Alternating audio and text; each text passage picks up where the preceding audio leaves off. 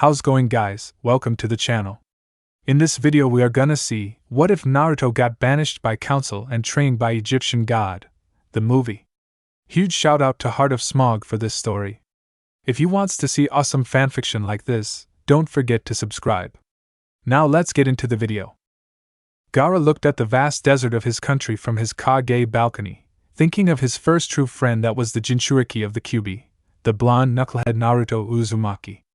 3 years have passed since Naruto had defeated Gaara and the Ichibi in the Chunin exams, only to later take part in a retrieval mission to return the last loyal Uchiha, Sasuke. The mission was a success, but Naruto was not welcomed back as a hero. The Konoha Council in their great wisdom, with the backing of the Toad Sage Jiraiya, sentenced Naruto to be banished. No matter how much Naruto protested and claiming his innocence, the council was undeterred. So, using an experimental Fuinjutsu, Naruto was banished, along with the demons sealed within him, beyond the elemental nations that nothing could return them. Once the sealing had finished its work, the ring of Fuinjutsu ignited, leaving a burnt crater so no one could ever recreate and use the forbidden jutsu ever again. Gaara and his siblings were not pleased with council's actions, for usurping Tsunade's authority, that they proclaimed the treaty between Konoha and Suna was null and void, but they would still work with Leaf Shinobi under great animosity. The only exceptions being Tsunade, Shizune, Konohamaru, Hinata, Shikamaru, Rock Lee, and their teammates.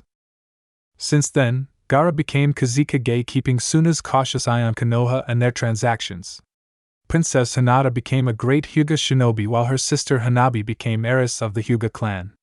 Hinata's heart still longed for Naruto, even though she could never tell him because of her former meek and shy persona. Now she's Konoha's current Ice Queen, keeping Kiba and the likes of Sasuke from touching her virtue. The fifth Kazekage's thoughts were interrupted when his secretary walked into his office carrying files near her ample chest. Temari has returned from investigating the strange anomaly that our sensors picked up beyond the Demon Desert 2 weeks ago. Gaara simply nodded, which let the transferred secretary Matsuri to let Temari to enter. Temari walked in with her folded giant warfan strapped to her back, her long sandy blonde hair still spiky even when in 4 pigtails, sporting a black short-sleeved kimono with red trimmings and a large sash wrapped around her slim waist.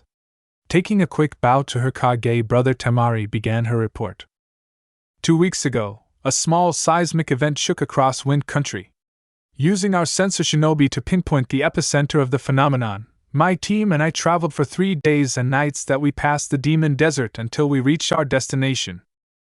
At first, we could see nothing among the desert sands, but when the sun began to rise along the horizon, a mirage of the desert faded away, revealing an ancient city ruin of the likes we had never seen before. Our party expressed the desire to investigate before reporting back to you, but something forced us to turn back. When we got close to the ruins, whispering winds blew around us, speaking in a language no one could recognize. Then the sands itself came alive like your power with Shikaku. We exited the ruins as quickly possible before the sands could swallow us. Gaara pondered on his sister's words before speaking further. Could you verify on what clan may have lived in those ruins? Unfortunately, no clan from Wind Country could match the writings and drawings that were depicted on the pillars and walls of the ruin. However, I was able to get this artifact before the sand and wind attacked us. Can you make anything of it? Asked Temari as she hands a small black metal box that had the top and bottom faces being octagon-shaped. Gaara spins the little box around at seeing the pictorial writing that made no sense to him. Suddenly, he twists the top and bottom of the rectangular sides that the top opens to reveal a map hidden inside. Temari walks to her Kage's side as he opens the map. Nothing of the map made sense until looking at the top right corner. A red swirling symbol is shown with a kanji stating, "Do not disturb the resting place of the pride and wealth of Yuzu, and her mother, Egypt." Gaara and Temari looked at one another and concluded that the discovered ruins are a remnant of the clan Naruto was from, although Konoha did everything in their power to remove them from history. Only Tsunade Senju and her upcoming apprentice, Hinata Hyuga, could help in deciphering the writings and seals that were there. Perhaps this could give them all closure for Naruto's banishment. Gaara ordered to send a hawk message to Tsunade that she and her apprentice were needed and to meet them at the border of the Demon Desert in 1 week from now. Temari and Gaara made sure to secure their village while he and his entourage would investigate the Uzumaki ruins. 1 week later, edge of Demon Desert. Gaara, Temari, and several Umbu waited in their tents for their leaf helpers while Kankuro took care of Suna and its people. They didn't have to wait long as the blonde hair of Tsunade was seen over the sandy dunes as Hinata, Shizune, Enko, and others followed behind her as they came to the Kazekage's group. However, Gaara was not pleased when he saw Jiraiya, Kiba Inuzuka, Sasuke Uchiha, Asuma Sarutobi, and the bandaged war hawk Danzo Shimura, along with several root members walked past Tsunade and her Umbu escorts. Greetings Kazekage. Thank you for sending us to search for secrets that the Uzumaki did not want to be taken to their enemies from the Second Shinobi War, said Danzo while Hokage caught up and scoffed at her advisor's introduction. Gaara ignored Danzo, to silently irk him, to speak to the Hokage of Konoha. Greetings, Hokage.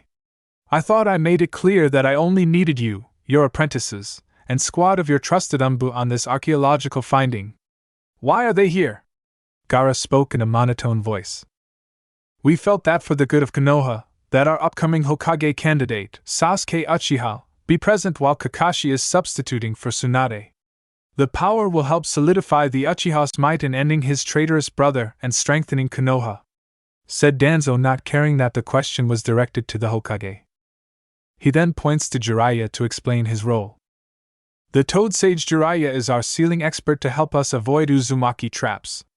While Asuma has been reviewing his father's notes and reading ancient Uzumaki hieroglyphs from past transactions between the villages before Yuzu's destruction, Tsunade had enough of Danzo's ego. Danzo, while I thank you for explaining the roles of the Toad Sage, Uchiha, and Sarutobi, I am the Hokage. The Kazekage and I oversee this expedition while you and your entourage squeezed yourself with us.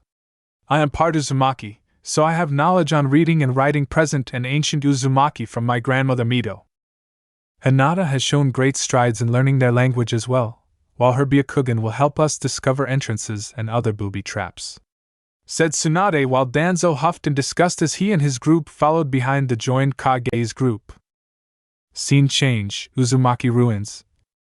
After finally reaching the ruins, Tsunade and her team went to work near the statues of the gods of Egypt that were converted to match the Shinto pantheon. Danzo and his group started to work at removing the rubble from the entrance into the crypts below. Jiraiya had Kiba stick with Gaara and Tsunade's group as a spy to ensure their team gets what Tsunade or Hinata find. Kiba was all for it if it meant staying by his fiancée's side. The Konoha Council were able to arrange the marriage between the Inuzuka and the Hyuga. While Tsunade was mad that they would take away her protege and Hinata was still faithful to Naruto, the clan heads Sim and Hayashi outvoted her so that the arrangement would take place. Thankfully, this Uzumaki expedition helped delay the wedding, but it would only last for a week at most until they had to walk back and discuss rights to the necropolis. Kiba's dog Akamaru was more on Hinata's side as he comforted her while Kiba seethed at his pet being more loved than him. No matter, soon his mate will bend a knee to Kiba's alpha aura. Hinata explained to Gaara and his sibling what the dog-headed statue represented. That is the statue of Anpu, or Anubis as he's called. He is the god of burials, mummification, jackals, and guardian of the dead. He is compared to the Shinigami we know because he weighs the hearts of the deceased on special scales that determine whether a person was worthy or not for the good part of the afterlife, or having their heart, body, and souls eaten by monsters and demons.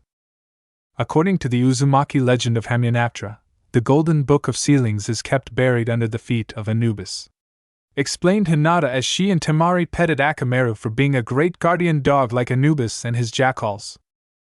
Tsunade had Kiba polish up an ancient mirror that reflected the sun and moon's light. She said it would be a surprise after the Umbu finished securing the rope down into a cracked chasm that opened down below. Tsunade then walked to her protege as Gaara and Temari kept an eye on Kiba and Danzo's spying route, while also waiting for the suspicious whispering winds and swallowing sands. Are you all right, Hinata? You are doing quite well as a part-time archaeologist, joked Tsunade. Thank you, Senju-sama. It's just that after this expedition I will be forced to be the mutt's bride while only my sister, Hana, and Akamaru to comfort me while my heart still belongs to Naruto-kun. He should be the one I'd marry, not Kiba. I know, Hinata. But at least you didn't pick the other option at being Sasuke's bride, or Sakura would be screaming to be the Uchiha's first wife. I'd only hope that Naruto finds a way to bring himself back from his banishment somehow. He was and still is the most unpredictable ninja. Tsunade comforted Hinata in a hug while the years of council meetings, paperwork, and Jiraiya's foolishness have taken a toll on the Senju's faith in Naruto. But she kept her hope burning for her and Hinata's sakes. The Umbu informed them that the area was secure, and it was safe to descend into the depths below. Scene change. Inside the chamber, Hinata, Tsunade, Gaara, and Temari were already on the ground of the chamber. Akamaru had to jump into Tsunade's hands to join them. He gave her a loving lick and then his muzzle went to her jugs. Tsunade had to smack Akamaru on the nose and drop him for being nosy pervert, but was forgiven after giving the puppy eyes that had the females in the group adore him. Kiba was jealous at Akamaru when he finally let go of the rope. Hinata then dusted off a mirror, as she had it touch the sunlight as it then reflected off the other mirrors, illuminating the entire room. Huh! That is a neat trick, commented Temari. Maybe we can use this technique for Suna. It will save electricity and make the starry nights more enjoyable for us, she suggested to Gaara, who liked the idea of seeing the stars and the moon more at night. Oh my! This is the mummy preparation room, said Tsunade as she hands Gaara and the other Umbu torches that they lit with a fire jutsu. As they walked down an old hallway, sounds of a million bugs echoed the hall that put the group on edge. When the sounds died, walked slowly down the tunnel while Kiba freaked at hearing hundreds of bugs.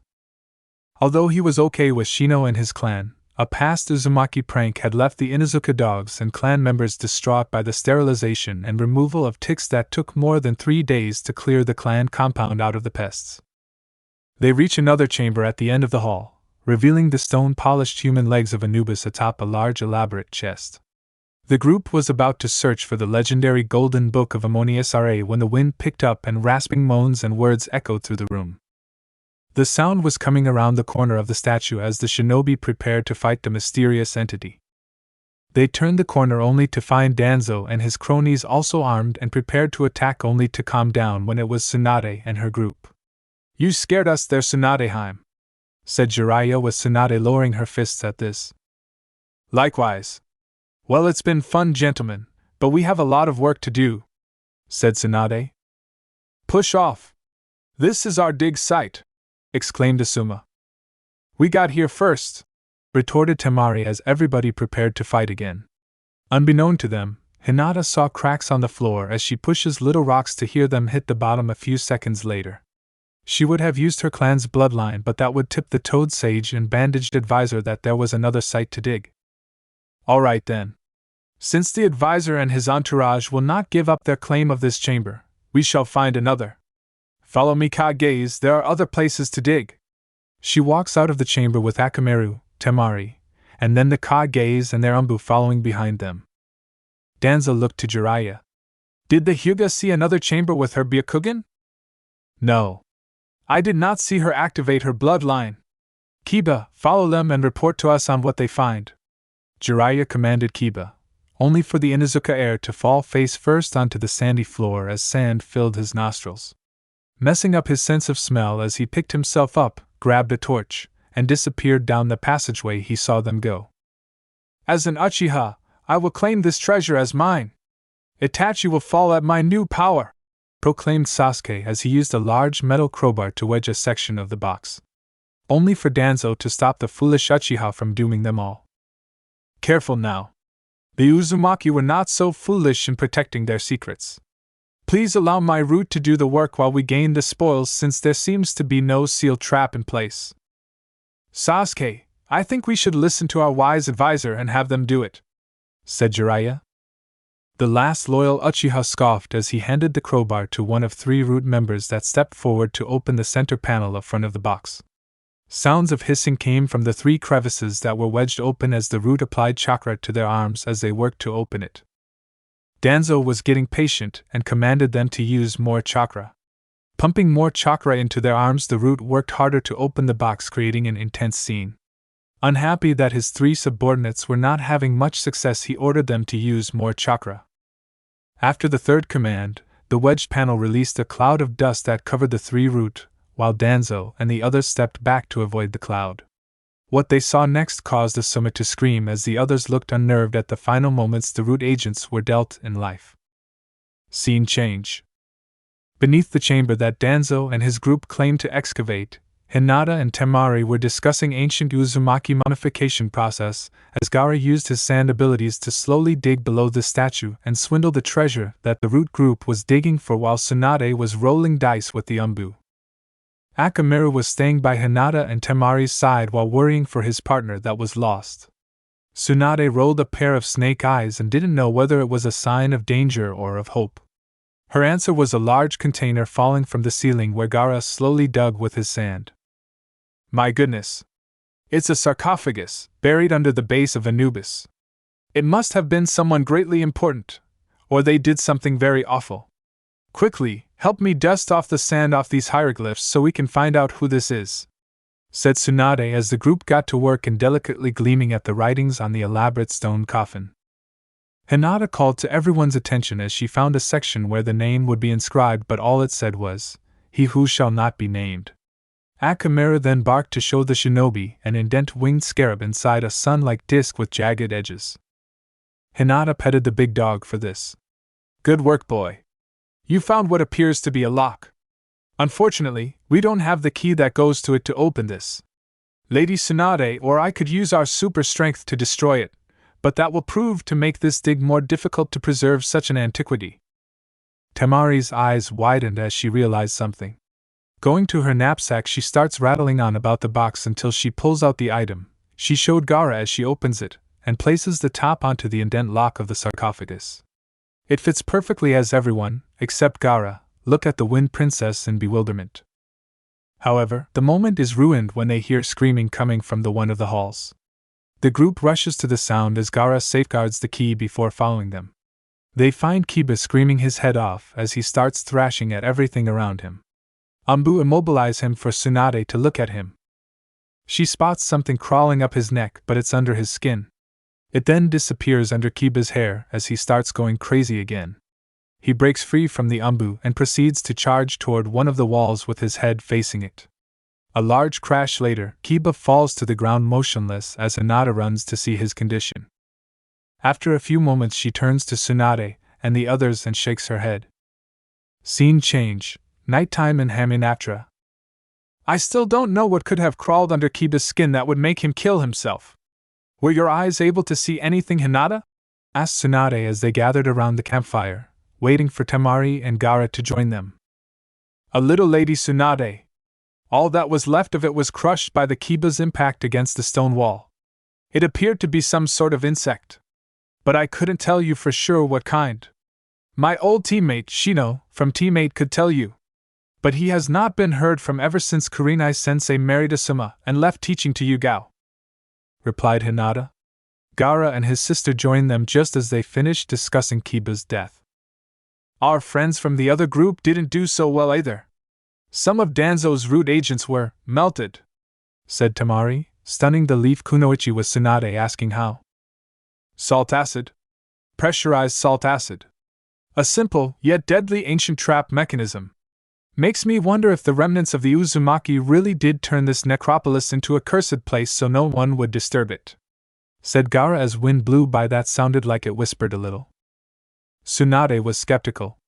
However, she knew a thing or two about cursed objects since she still wears the jewel shard of her grandfather. Although Naruto didn't die from it, he still was taken from this world, leaving the shard, the last object that Naruto touched before his banishment. Her thoughts were interrupted when they heard horses neighing and galloping towards the two campsites. Ordering the Umbu to be ready, the Kage were not unprepared when black-robed raiders howled as they attacked them. Danzo's root were the first to attack the intruders. Some fell off their horses while others pulled out guns like those of Snow/Spring Country and shot a few dead. Sasuke was smiling. He cut down another raider to prove his Uchiha power. Shizune picked up one of the fallen rifles to have a better look at it. Then a galloping raider surprised her that she accidentally fired on him, killing him, while she fell over unconscious on the ground. Tsunade felt she needed a drink of her sake, only for Sakura Haruno to take her bottle and down it. "Sakura! What are you doing here?" "I stowed away in the Konoha caravan containers so I can be closer to my Sasuke-kun," she said before taking another drink, but then Sakura turned to her side to see another desert raider on top a black horse wielding a curved sword. Sakura spit out her sake on Tsunade's face as she ran crying for her Sasuke. Tsunade wanted so bad to crush that pink banshee for that blasphemous act of her sake. But first she would take her anger out on the robed man. Using her chakra to boost her speed, she caught up to the horseman and knocked the horse down to fight the raider. The man's face mask is pulled off, revealing more of his curly black hair, mustache, and short beard. He has black tattoos on both cheeks and atop his forehead as he raises his sword against Tsunade. She throws a kunai to make the man drop his weapon when she throws another kunai at rider that tried to defend his leader. The man uses the distraction to pull out his knife and knocks the remaining kunai out of her hand. The slug sage then used her super strength to punch his face in, but he dodges and utilizes his strange martial arts against the Senju's taijutsu. Suddenly, sand rose up and trapped the man. Gaara walked up to the raider leader with his hands swirling with sand. "Call off your attack," Gaara spoke in a low monotone voice. The man did as the Kage said, which had Gaara remove his sands to return to his gourd. "Enough! Ta-la! We will shed no more blood. But you all must leave. Leave this place or die." "But why? We only came because this place appeared almost 3 weeks ago in Wind Country, here in the Demon Desert. Can you please help us understand how a ruin of the Uzumaki clan came to be left out here?" Tsunade inquired. "What is this Demon Desert and Wind Country? Is this not the Sahara that stretches across the continent of Africa?" asked the man. Gaara and Tsunade looked at one another as Gaara commanded his Anbu to fetch a map for them. "Perhaps we should introduce ourselves. I am Tsunade Senju, princess of the Senju clan and cousins of the Uzumaki clan. I am the Hokage of Konoha, leader of the Hidden Leaf village located in Fire Country. This is Gaara Sabaku, Kaze Kage of Suna, leader of the Hidden Ninja village within Wind Country." Tsunade introduces to the stranger. "I am Ardith Bey, leader of the Medjai. We have guarded these grounds for more than 3,000 years. It was upon the first days of the 10th month when the earth trembled, and my people and I found ourselves and our charge in a strange section of the desert. But my warning still stands: leave this place and let the spirits of the sons of pharaohs rest in peace. This necropolis is the resting place of the Uzumaki clan that the Leaf village had ties to, until their destruction in the Second Ninja War," Danzo proclaimed, making himself known to Ardith and the Medjai to the ire of the Hokage and the Kaze Kage. "Therefore, all knowledge and secrets left behind is now property of Konoha. For the good of the village, relinquish their secrets." His answer came with Ardith's blade pressed against his neck while Medjai prepared to take on the root core. Danzo smirked as he sensed that these Medjai had small chakra reserves compared to trained Leaf shinobi. However, the Kaze Kage was the one to stop Danzo's scheming. "Enough! My friend, Naruto Uzumaki, is still the last living heir to the Uzumaki clan. Although he has been banished, I still believe he is still alive somewhere and will one day return to reclaim his birthright. You cannot claim ownership until he returns. As for your people, Ardith Bey, I will accompany you back to my village where we can discuss on how your people may adapt to this new world. Temari, stay with the Hokage and her apprentice and prepare to leave tomorrow night." Gaara ordered his sister before climbing on Ardith's horse while the Medjai disengaged and galloped away into the shadows of the desert. From there, Tsunade and Danzo returned to their groups and prepared to scavenge whatever they could find tomorrow before leaving Hamunaptra. What they didn't realize that something was stirring beneath them, ready to be revived and bring death and destruction to all who betrayed the Uzumaki clan and their children. The next day, both teams are hard at work to uncover more of Hamunaptra's secrets before leaving late in the evening. Team Tsunade are carefully opening the many layers of the sarcophagus found yesterday. But we'll get to that later. First, we must see how Team Danzo is doing now that salt acid trap is gone, and the chamber is safe to enter in again. Some of the remaining root agents were carefully removing a box with a reddish-orange color to it, and ancient hieroglyphs on the top cover and 4 side faces. As the two agents carefully laid the ancient chest on the sand floor, Danzo, Sasuke, Asuma, and Jiraiya gathered around near the chest to see what lay inside. The other workers and Sakura were at a distance to allow the men to have this moment of discovery. However, as Sasuke prepares to open the chest, Asuma stops him as he gravely quick reads the ancient Uzumaki writings on the cover of the box. "There is a curse upon this chest," Asuma stated. "Curses? Uchihas are not so easily succumb to curses. Just look how I use the power given to me by that cursed Orochimaru," says Sasuke as he starts to change under the curse mark he mastered after the Snake Sage's gift 3 years ago. He did not get far as Jiraiya stops Sasuke from showing off. "Sasuke, curses from my former teammate are one thing. But the Uzumaki were feared for their seals and the curses they wrought unto those that really pissed them off. Why do you think Konoha left that abandoned Uzumaki shrine to fall to ruin? Its seals and curses were so strong that nobody could touch it. Not even Danzo or myself." Jiraiya tells Sasuke to show how serious this was. Sasuke simply scoffs and lets the curse recede back to his neck. Danzo and Sasuke demand Asuma to translate what this curse entails.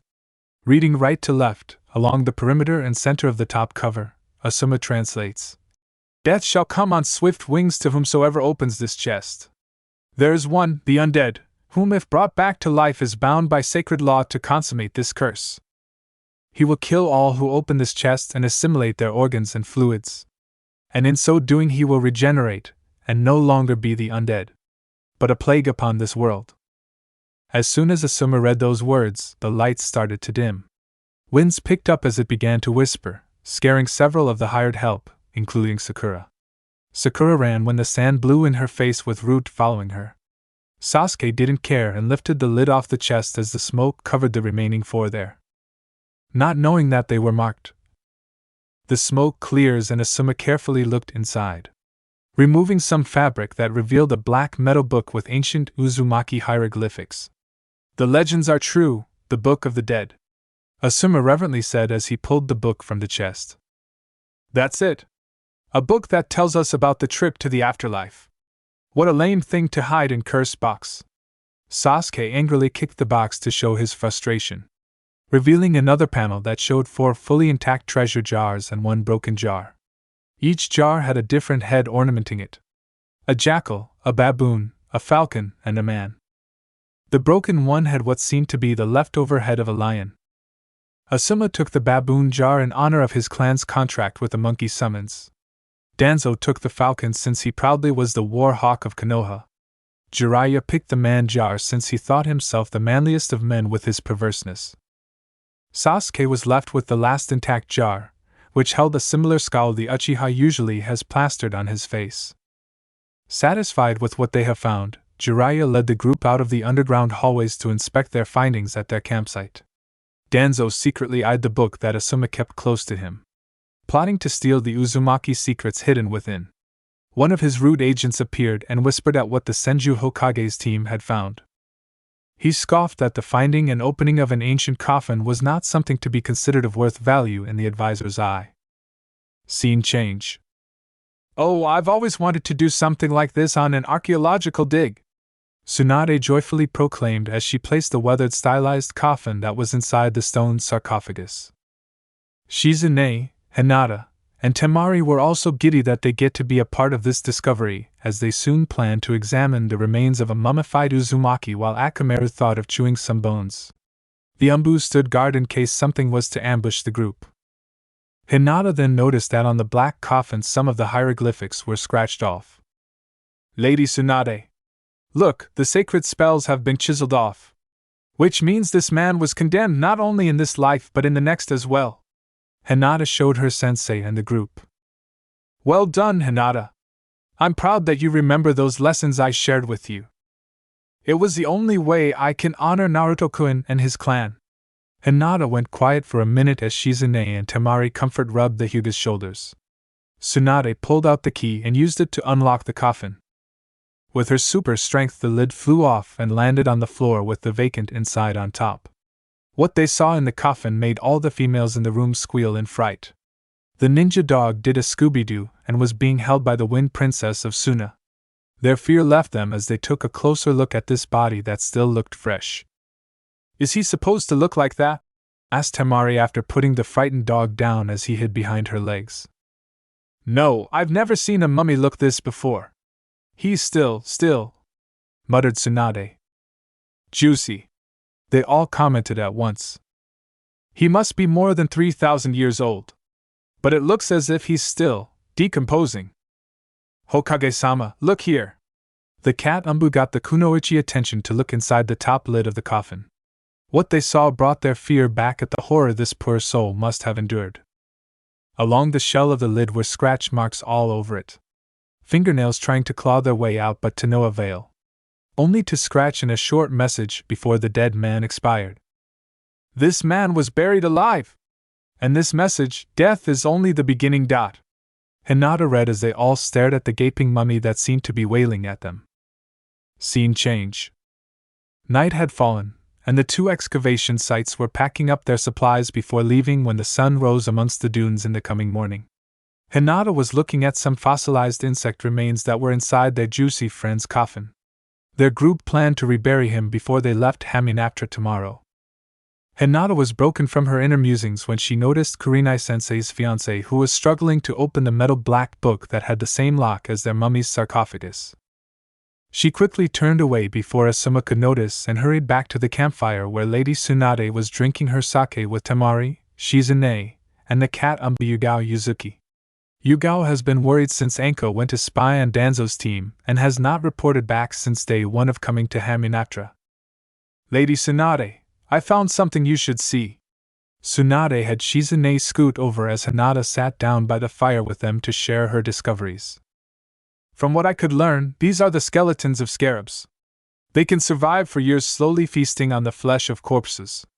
A flesh-eating insect that the ancient Uzumakis used to dispose of dead bodies while the scarabs scavenge off some dead bodies, leaving the bandages and bones behind. The Uzumaki also worshipped them since the scarab was the symbolic animal for one of phases of the ancient sun god that was in similitude to Lady Amaterasu or Kami. Unfortunately for our mummy, he was still alive when they started eating him." Hinata explained to Lady Tsunade and to those listening with interest. "So they threw these little grubbers with our dead guy and slowly ate him alive?" asked Temari. "Very slowly," Hinata emphasized, with the group laughing it off with the sake still in their systems. "Sure must have not been a popular fellow, our mummy friend. Probably got too close to the pharaoh's daughter. Wonder if I should do that to my mega perv of an old teammate if he went too far like our guy did." Tsunade blurted out, as the group laughed at the thought of Jiraiya being put in a mummy's coffin and having bugs eating at his precious manhood.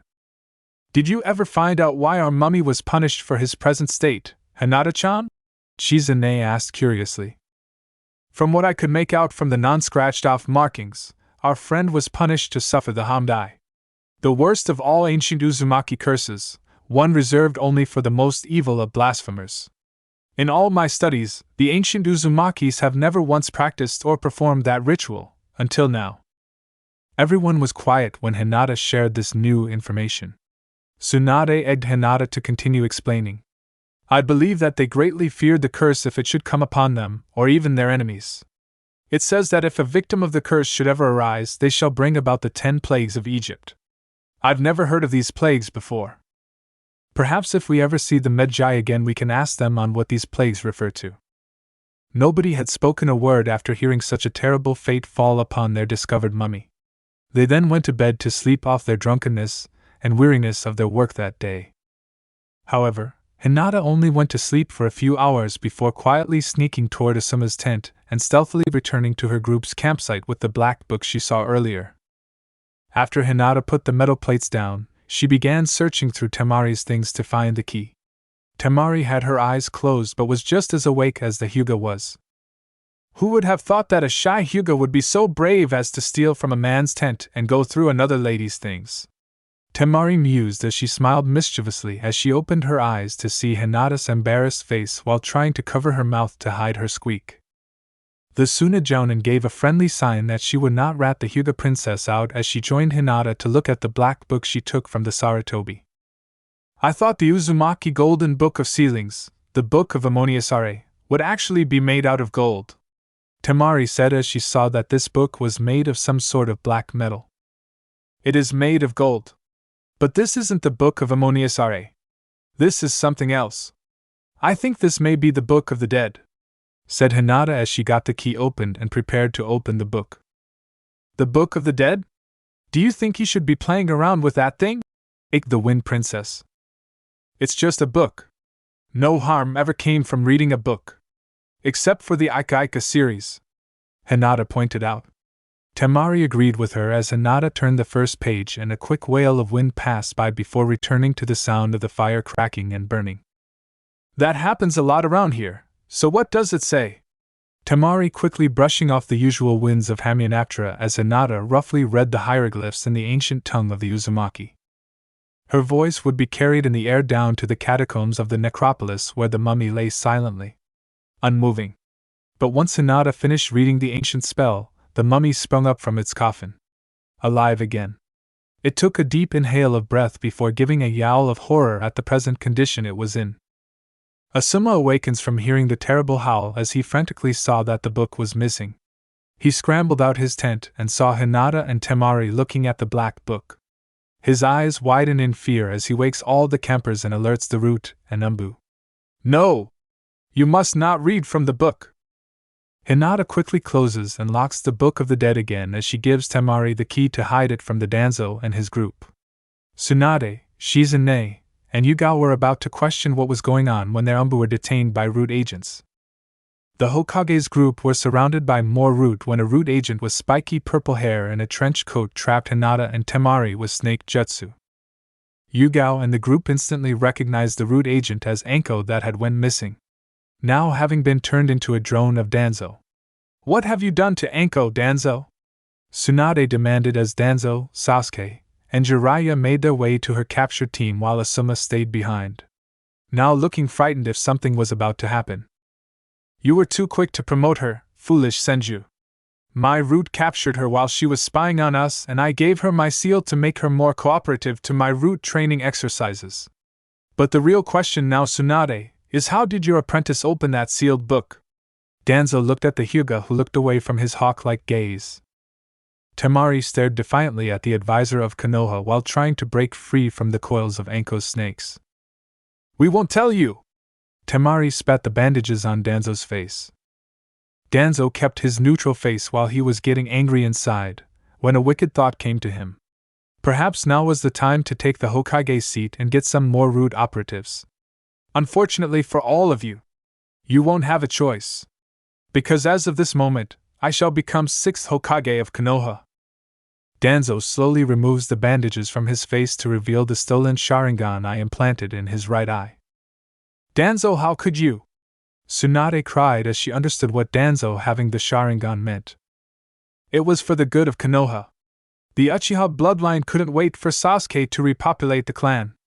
I took matters into my own hands so that the Sharingan would not be rotting in the graves of dead Uchiha. Danzo defended himself, hoping to appeal to Sasuke's nature that the power of the Sharingan would not go to waste. While avoiding the topic of Danzo and the advisors having Itachi kill most of the clan. I should kill you for defiling my clan, Danzo. But if you are planning on getting these women under control, then all is forgiven. Just let me take the Hyuga and the Suna princesses. They will sire me strong children and be good breeding stock for the elite Uchihas. Sasuke gave a predator smirk at the two who were now frightened at becoming sex slaves to the obnoxious Sasuke and Sakura who would beat them to show that she is the first wife of Sasuke. Acceptable, since the Inuzuka heir had perished during the excavation. Along with Tsunade and several Umbu while Shizune becomes the new head of the Konoha hospital and be processed into Root training, Danzo said uncaringly. Tsunade turned quickly to look at her teammate who was just standing there with Sasuke. Jiraiya! Are you really going to let them kill me? Your own teammate? I'm sorry, Tsunadeheim. But Danzo and Sasuke are the only ones that can stabilize Konoha's present situation. It's sad I won't ever get to feel your magnificent. Jiraiya stopped his trail of thinking when a strange noise was coming closer and closer. Danzo and the rest turned to look at the sand dunes from afar and see a dark cloud blanket the night sky and flying straight at them. The cloud turned out to be a huge swarm of large locusts that began eating away at the campsites and attacking everyone. Tsunade and her group used the distraction to escape their captors and delve back into the underground crypts of Hamunaptra. Danzo, Sasuke, Sakura, Jiraiya, and several Root, including Anko, fled into the ruins as well to avoid the bugs more. Asuma stayed behind with nothing but his baboon jar and the locked black book as he knelt in the sand unmoving as the swarm didn't eat him but crawled around him as he hauntedly asked himself, "What have we done?" Scene change. Danzo was in the lead of the fleeing Root group with Sasuke behind them with Jiraiya in third and Sakura last. Jiraiya stumbled when his foot got caught in one of the floor cracks when Sakura walked on top of him and got his eyes covered in sand as she yelled for Sasuke-kun. The Toad Sage wiped most of the sand out of his eyes before slowly rising from the floor. His vision blurry, he used the stone walls to help keep his bearings as he slowly walked down the dark hallway that was now lit by the cracks of moonlight that seeped within. Suddenly, Jiraiya heard wheezing breathing behind him. "Who's there? Who's there?" He got into defense mode with a kunai in one hand as he spun around to find nothing there. He turned again as whatever was making these strange noises was coming from everywhere. But then the noise sounded closely behind him that he quickly turned and found nothing. He turned again and thought he saw the silhouette of Asuma who was moaning for some reason. He heard the noise again and looked back and saw nothing again. Turning back, the outline had vanished. Jiraiya was really freaking out now and felt like he needed to summon old Toad Fugasaku and his wife. But then he now felt something breath down his neck, that he knew something was now right behind him. He slowly turned as his eyes finally adjusted to seeing clearly again. But what he saw would be the last thing he would lay eyes on before the creature grabbed Jiraiya by the face, making him scream in terror. Scene change. Tsunade had a torch in hand as she led her group down the narrow hallways. Hinata having her Byakugan on, Temari with her war fan out, Shizune with her Samban, Yugao with her katana, and Akamaru with his teeth and claws. They would not become Danzos, or whatever that was that caused those locusts to attack, next sacrificial victims. Tsunade silently nodded her head to show them that the coast was clear. Entering a new intersection, the group were startled when the ground began to shake. Hinata held close to Lady Tsunade when they saw the sand in front of them begin to rise. They didn't have to wait long when black chittering scarabs popped out of the top and covered the entire floor, preventing Tsunade's group from getting past them. Hinata pulled Tsunade back as the group fled from the hungry flesh-eaters that now seemed to favor living flesh because of their large numbers. Temari used her war fan plus a wind jutsu to push the scarabs back with Yugao aiding her with a flame jutsu that scared the beetles away, allowing the two to catch up with the others until the flames died and the scarabs continued their charge for the group. The team come upon a vast cavern of the catacombs as Hinata jumped to a ledge while Tsunade, Shizune, Temari, Yugao, and Akamaru stood on top of 3 tall pillars that went farther down into the dark abyss. The scarabs chattered as they crawled along the upstairs pathway up to another section of the cryptic maze of stone and sand, not being able to fly and reach their former prey. Hinata pressed her hands against the stone walls around when she fell through the back wall that had just opened. The trap door slammed shut just when the last of the scarabs had left the area. Tsunade and the others were too focused on the scarabs to make sure none had gotten on them like the one that did get Kiba. Tsunade gave out a sigh of relief before noticing that Hinata had vanished from them. The last living Senju hopped her way to the spot where Hinata was and tried to find what could have happened. She notices that a part of the wall is hollower than the others and tries to smash it open. But it's still too thick for Senju power punches. Dang it! Trapdoor. There's got to be a lever or a button or something to open this to get to Hinata faster. Tsunade starts looking until the sound of screeching from the pink banshee alerts them to the top of the stairs. Sasuke and Danzo are running for their lives as they push past the Tsunade's group as the sound of scarabs is coming back. Tsunade tells the others to go as she runs behind them back into the hallways they just ran through. Tsunade turns around when she reaches the entryway to see Sakura stumble along the staircase when the scarabs begin to crawl around her and then engulf her within the swarms. Her screeching slowly dies as her form tries to kick or wave the bugs off her.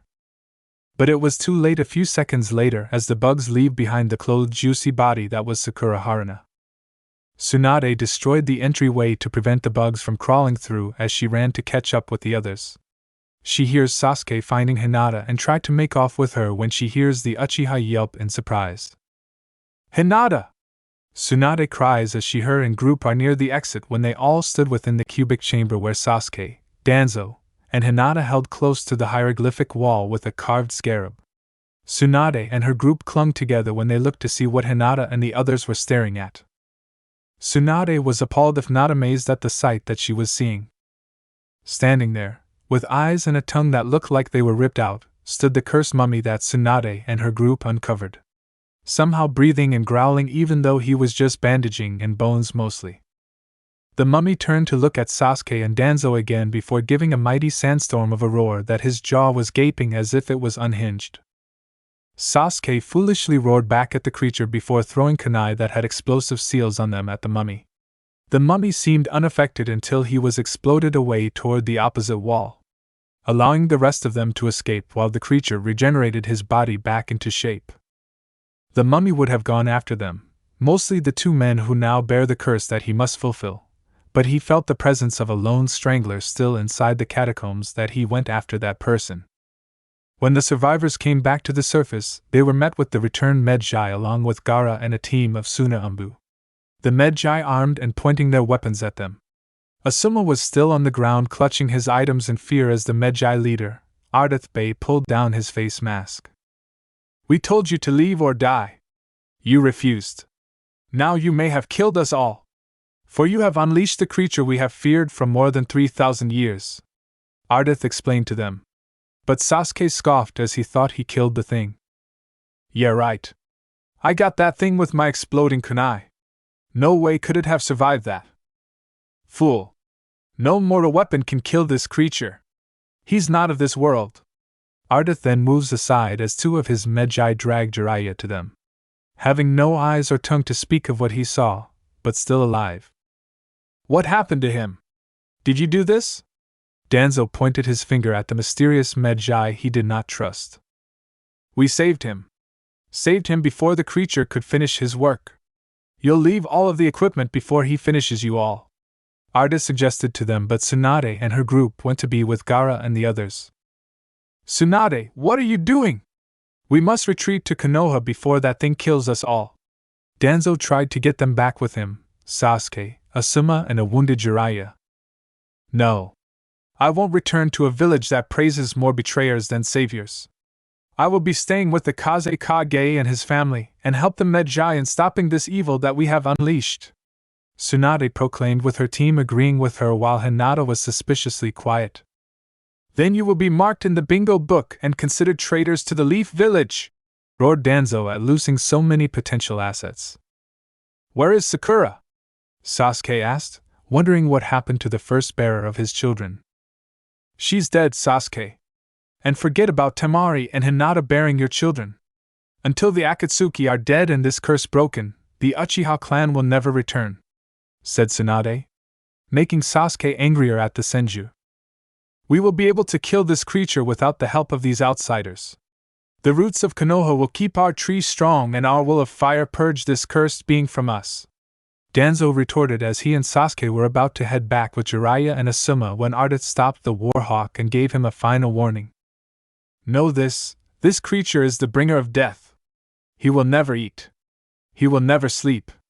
He will never stop." Scene change. As the two parties left on their separate ways, Anko was still alive. Lost in the endless maze of the necropolis until she found herself in the familiar chamber of the legs of Anubis. Her blank mask fell while escaping the bugs and now left with her kunai, jutsu, and torch to protect her from what was making those eerie noises. Just when she was about to head to the exit when her way was blocked by the living mummy. Anko's fears returned since she was still a newbie root that Danzo had disposed of and left to die. She backed up to the statue and fell to her knees, having given up on surviving now. The mummy, however, took a good look at her before using his bandaged arm to grab Anko's, causing it to bleed as the undead being began going through some hand signs one-handed that Anko quickly recognized.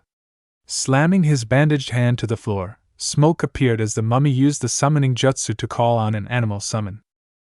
The animal that appeared was not one Anko was expecting. It was a black fur jackal with a stylized golden color around his neck as he looked around and saw the creature that held Anko in his grasp. At long last. You have returned to your homeland, High Priest. Our Lord Anubis foretold that you would be contracted with us and given the necessary tools against your enemies. I am Shirako, the Wind Jackal. I will be your voice and companion until you are fully regenerated, Lord Uzumaki. Shirako bowed his head to the Uzumaki mummy. Anko was so confused as to what was going on. Hold up, are you really an Uzumaki like the Naruto brat that was banished several years ago? Anko asked the mummy. The mummy stared at her before speaking in ancient tongue that the former interrogator could not understand. He says he is, Snake Lady Anko Midarashi. My lord asks how come you are not with Granny Tsunade and the rest of those Konoha shinobi?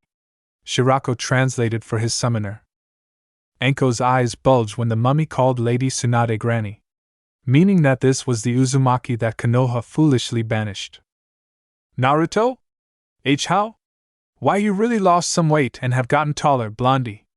Anko noted to the revealed Naruto, who started speaking again as Anko waited for the jackal to translate. It's a long story, he says. But for now, he needs to know if you are to be trusted and can serve him until those who took his canopic jars and the Book of the Dead are dealt with. If you choose to serve him, he shall free you from those seal marks placed upon you by the war hawk and the treacherous snake. Anko literally flung herself at Naruto at what he said, not caring that he was skinnier and a walking corpse now with no blood. 1,000 times yes. I will be your servant, your consort, whatever you want me to be. Just please get these sick marks off me, she begged Naruto. Naruto's blurry blue eyes gazed into Anko's brown as he with one hand pulled out her tongue to show the sealing that signified Danzo's work. He then spoke in his ancient tongue as the ink of the sealing was bleeding before it washed off her tongue.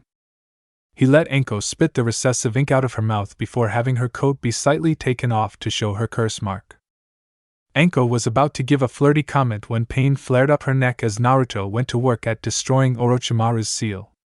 After a few minutes the seal was gone, and Naruto was holding in his hand a wispy spirit of a white snake that was Orochimaru's soul portion. Anko was about to thank him when he put the wispy spirit into her mouth and forced her to swallow it.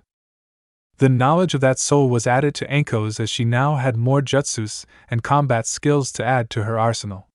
But then she felt that a new mark was forming on her forehead as the jackal pulled out a mirror to show Anko that she now bore a tattoo that had an eye inside of a triangle pyramid with a circle on top and 2 hooded cobras on the side, and the mark of the Medjai seen in The Mummy Returns.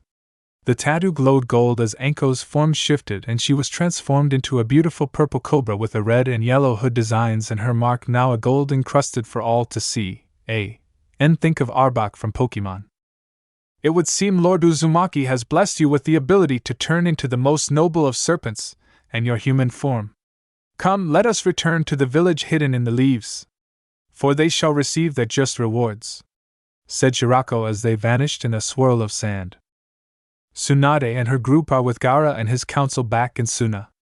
It's been 3 days since they left Hamunaptra, and the leader of the Medjai refused to give more information on the mummy until they regrouped back at the hidden village of the sands.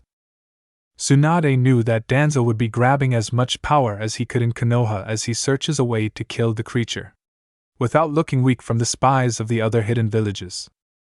Arda-sama, you said that you would tell us everything you knew on what we have awoken. Please tell us how bad this is going to be, demanded Tsunade as Arda stayed quiet for a few minutes before relenting to everyone in the Suna council room. Very well. We are part of an ancient secret society. The Medjai, the descendants of the pharaoh's sacred bodyguards, were charged with protecting Hamunaptra from grave robbers and armies. For over 3,000 years we have guarded the city of the dead.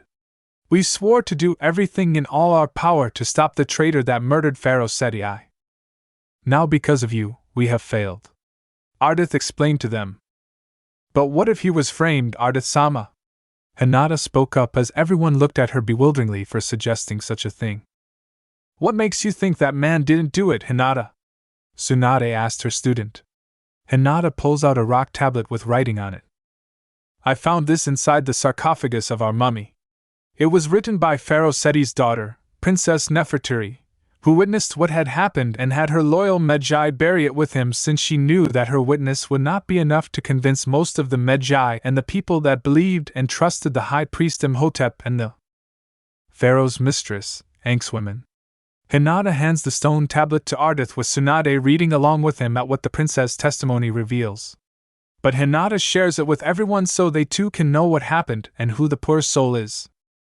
Nefertari explains that this boy youth appeared out of nowhere from the Nile River while she was bathing. Seeing the boy barely conscious, she takes him to her father's physicians and priests. Seti learns that the boy is his long-distance cousin that came from the mystic lands of the swirling waters. After helping the boy wake up, they offer him a place within Pharaoh's house, which he quickly agrees. Having wanted to be with family that he never knew, he became Nefertari's servant and learned the ways of the people of the Nile, and learned more about the Uzumaki clan he came from. The boy's name was something like the Storm of the Seas, which they nicknamed him Set, after the god of storms and protector of the desert borders of Egypt. He served Nefertari for 3 years, that he grew to be a strong, loyal, and dependable young man that was good friends with the princess and her father. After a celebration, Nefertari witnessed her father's consort meet with the high priest often while Seti was away. It was on this night that the princess saw the Anxwomen was unfaithful to her father, and Imhotep touched and kissed her. Set was also watching the scene, hidden behind the pillars, while Nefertari watched from afar. When her father returned and went to see Anxwomen, he was surprised to see Imhotep's priests there as well. When Seti I went to confront his fiancée, she appeared to be alone, but the markings on her body were smeared, showing that someone had touched her. The high priest surprised Seti from behind when the unfaithful Anxwoman plunged her knife in his back. Nefertari alerted the Medjai as they rushed to try and save her father, but it was too late. Set revealed himself from his hiding place and tried to defend the wounded pharaoh, but the wounds were too many. Imhotep and his priests fled while Set hid away again and watched as the consort commit suicide in front of the entering bodyguards, then reveal what truly happened. Imhotep later stole his lover's body and raced to Hamunaptra to bring his love back from the dead, something that was forbidden by the gods. Set had followed the murderer, and his priests with the Medjai following behind. Set was able to prevent Imhotep from resurrecting Anxwomen, but when Pharaoh's bodyguards appeared, things went differently. The high priest was highly respected and one of Seti's most trusted members in his court. So he blamed the servant of Nefertari that only served for a few years, saying that Set murdered Seti for not being given a higher status since he was of royal blood. Set would have prevented Imhotep from reviving the witness and then killed the high priest and his followers to hide his treason. For that, Set was condemned to endure the Hamdai. Ardith-sama, what exactly does he Hamdai exactly do?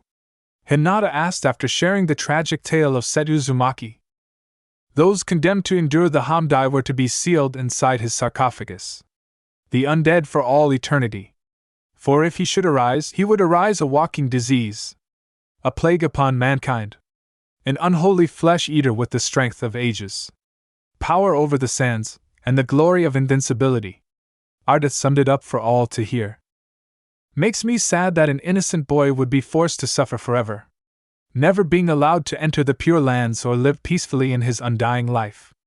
My student mentioned that the diseases he would bring are called the 10 plagues of Egypt. What are they? Asked Tsunade. Years before Seti's reign, the previous pharaoh had made a group of people their slaves to serve Egypt for all time.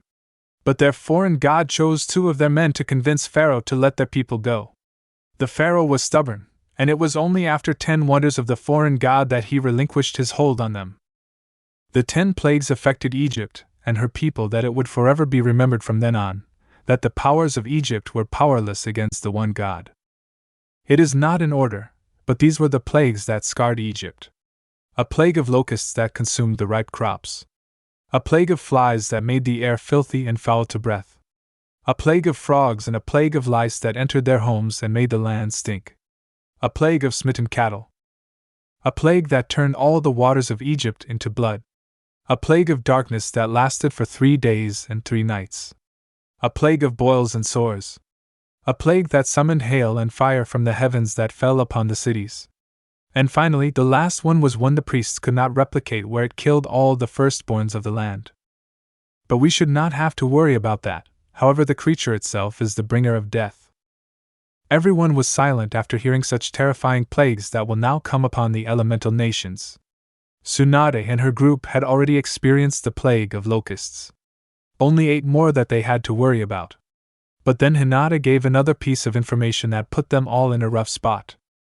I think I know who said Uzumaki really is. When I saw him alive at Hamunaptra, he called me by my name. He then pulled out from his bandages my medicine cream that I gave to Naruto during the Chunin exams.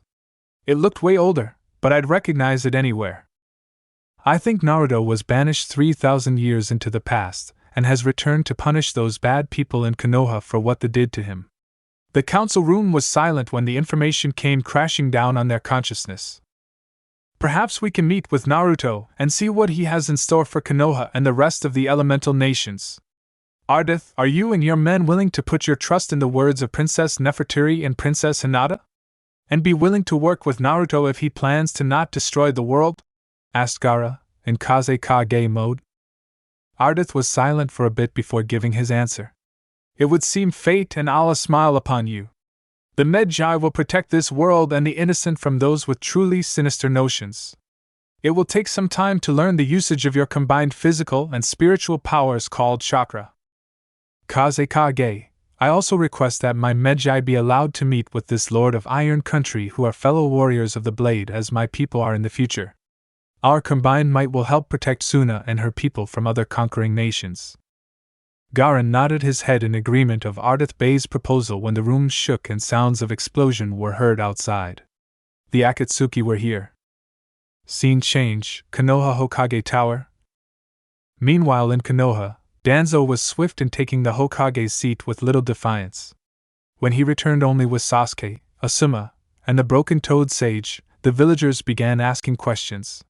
It was then that Danzo spun how Tsunade had betrayed Konoha and joined Suna in honor of the demon brat that they had banished to avoid the Akatsuki threat. Danzo explained how they were ambushed at the Uzumaki ruins and Tsunade and her group surrendered to the Kage. Many of the villagers were outraged at the treachery of the gambling disgrace of a Senju. But some secretly doubted that Tsunade left to Suna willingly. Including the Ichiraku family, Konohamaru and his team, and several shinobi clans that held nothing against the Senju's Uzumaki relative that they had to let go. Their hands were tied.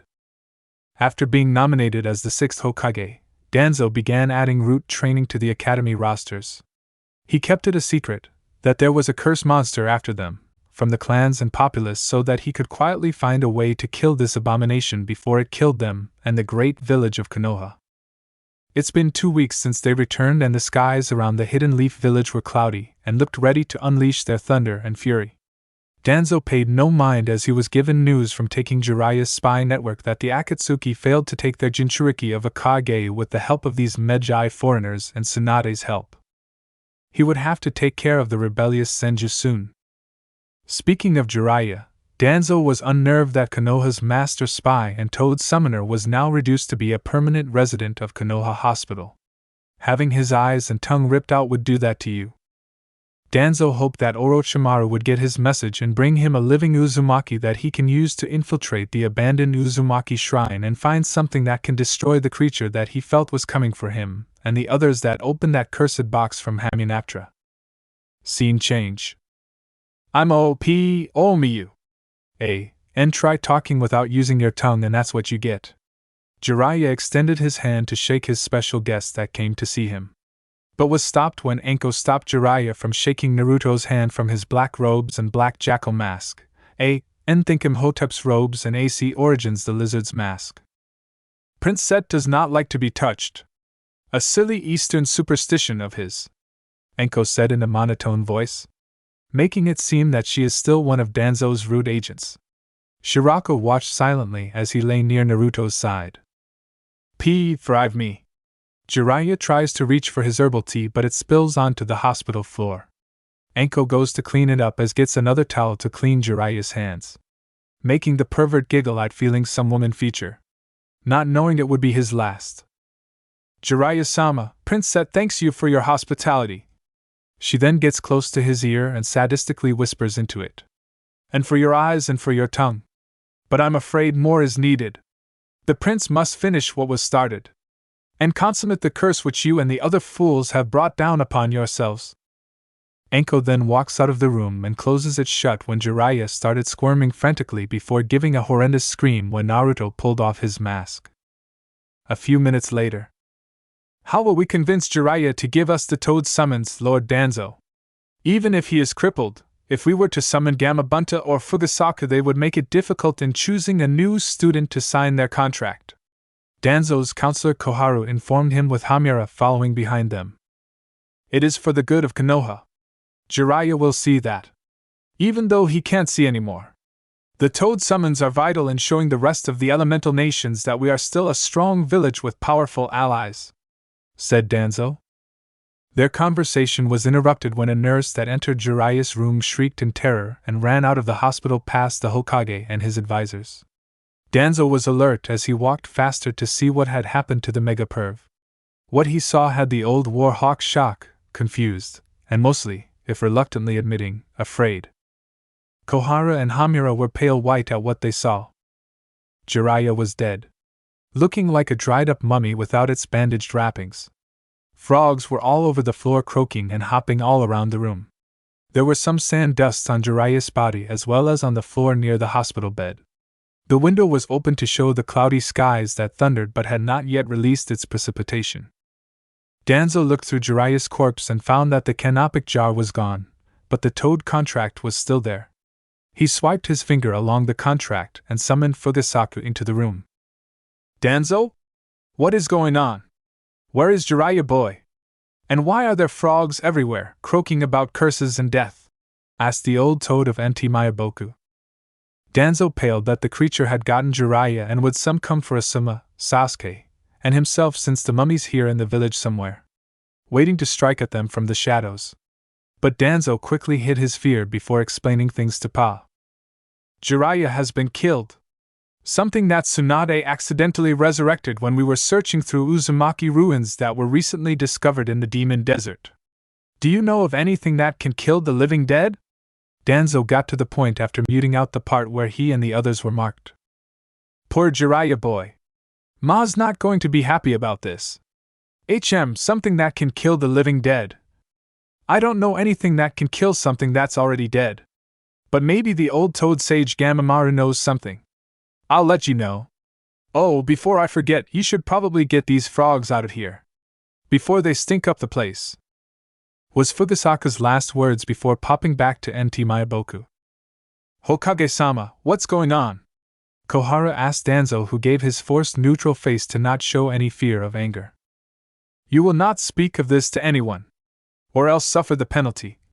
When we were at Hamunaptra, Jiraiya, Sasuke, and Asuma and I opened a chest that left a mark on us and cursed us to be killed by the monster that Tsunade unleashed later.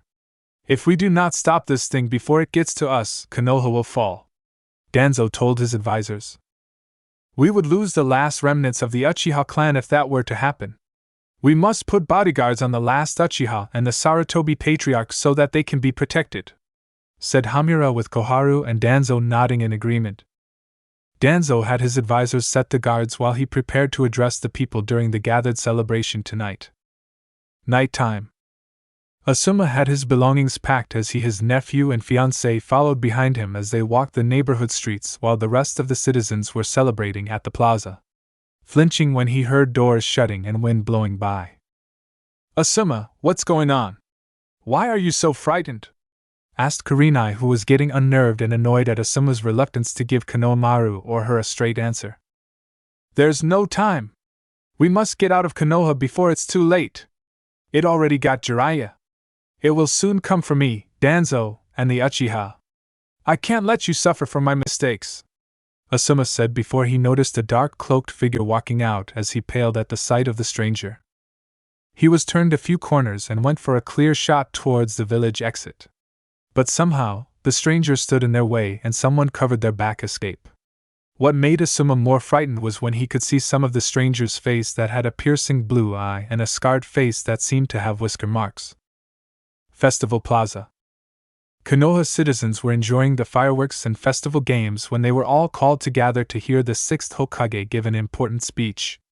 They cheered Danzo's name as the war hawk let himself be engulfed in their praises before raising his hands to silence them. The citizens were anxious to hear what the Hokage would say, having the favored Uchiha on his right as he will become the next Hokage candidate. My fellow citizens of Konoha, I come before you, humbled that you put your trust in me, to congratulate our success in picking a more suitable Hokage than the disgraceful Senju that abandoned her grandfather's home. The audience roared and booed at Tsunade's betrayal. But now, we must punish the Senju for her crimes against Konoha, all those who fled with her. She has taken refuge in Wind Country with the Jinchuriki of the One Tail. With Root and our fine Chunin and Jounin, we will strike a blow at Suna, crippling its defenses while we bring Tsunade and her entourage to face trial and Konoha justice. Then we will conquer Wind Country and become the greatest hidden village throughout the elemental nations. Danzo's words echoed across the masses, eating the warmongers' words up at the excitement of raising their Konoha pride. Suddenly, a cry of agony is heard within the gathered crowd as mass confusion breaks out. Several citizens freak when a large purple cobra slithers out from the crowd and into the shadows of the red light district. Another cry goes out when a tall black-headed ibis bird with red eyes flaps its wings and flies away to the west, carrying a black-haired baboon with a blue scarf. Danzo is suspicious with the random fleeing animals when the cry from earlier is heard again, but sounded like he died. The crowd made an open circle in the middle of them as a black-cloaked figure is staring at the downed shinobi. Danzo pales when he sees that the shinobi, that was Asuma Sarutobi, is now a dead dry corpse.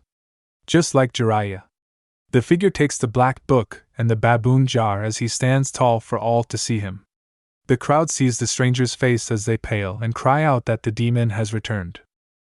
The figure takes his hood off to show that Naruto was back from the dead, having pale skin and missing pieces of flesh and hair along his head. He looks up at Danzo and Sasuke as they are scared stiff that Naruto is the monster that is coming to kill them. Naruto says nothing as lightning flashes in the sky and he vanishes after another lightning flash. The clouds gain a reddish tone as fireballs streak across the sky, falling on Konoha as the leaf village was set ablaze and crumbling all around them. Many of the Konoha citizens and ninja were lit on fire or killed by the falling rocks as they tried to flee to safety. Danzo's body flickered with his advisors and Sasuke to escape the destruction into the hidden root bunkers below.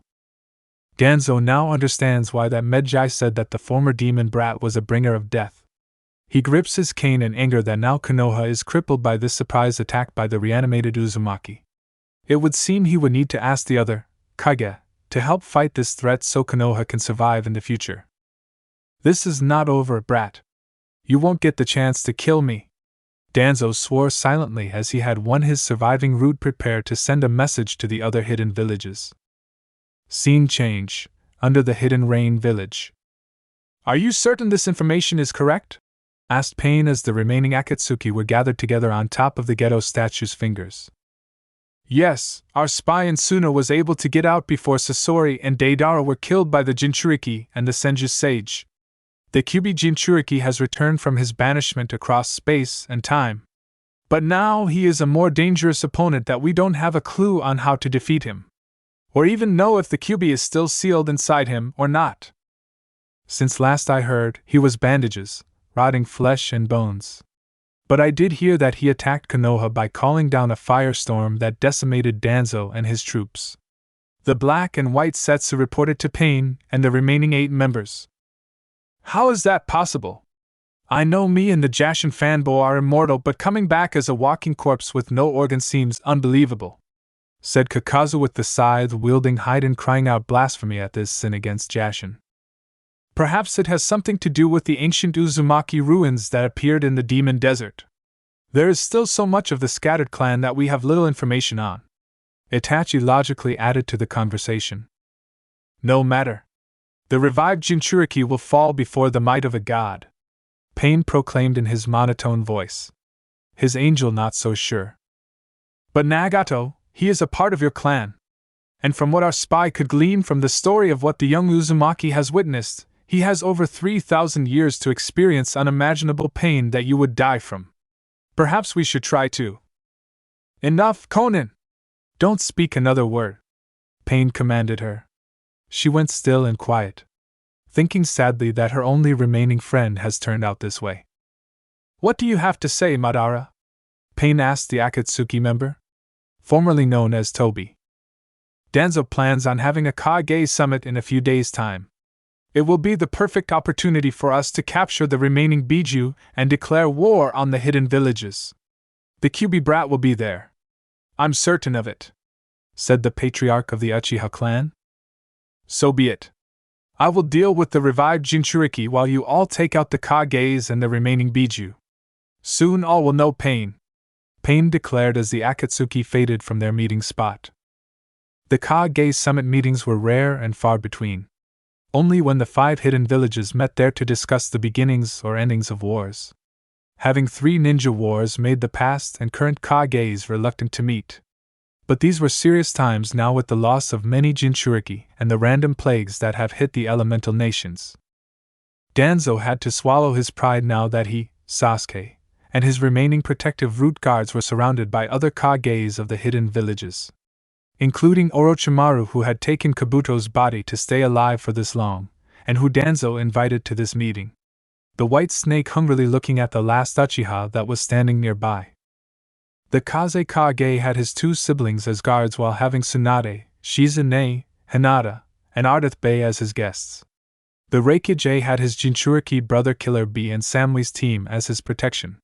The Mizukage had her entourage, and its Tsuchikage Anoki with his granddaughter and bodyguard were there as well, waiting for the samurai lord of Iron Country Mifune to begin their meeting. Welcome to the 4th Kage Summit. We are all gathered here today in reminiscent of strange plagues that have been seen across the elemental nations. Lice in daimyo palaces, all water and sake supply in Iwa turning into blood, a meteor shower that decimated Konoha, and finally the moon blotting out the sun during these last 3 days. I turn it to the 6th Hokage of the Leaf, Danzo Shimura, who says he knows what is causing these wondrous disasters. Mifune started the meeting, nodding to Danzo to stand and share this information to the rest of them. There is something that was recently awakened in the recently discovered Uzumaki ruins in Wind Country. This creature is the one responsible for creating and spreading these plagues across the elemental nations.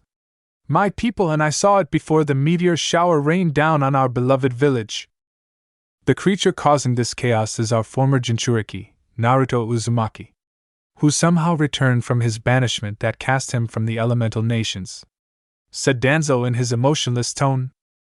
The Kages of Iwa, Kumo, and Kiri shifted nervously at the mention of the Uzumaki. Anoki was upset now the past had come back to haunt him since he helped lead the charge in the destruction of Uzushio and the scattering of the Uzumaki clan. I was mad that Konoha ruined a good opportunity to have the son of his rival. He could have taken Naruto and treated him better than what their spies told of the Leaf's treatment of their Jinchuriki. Mei Terumi felt guilty at what her predecessors did in joining Kumo and Iwa's attack on the clan. She did not want to get caught in another battle after experiencing and surviving the civil war that ended a year ago. Then let Konoha deal with him.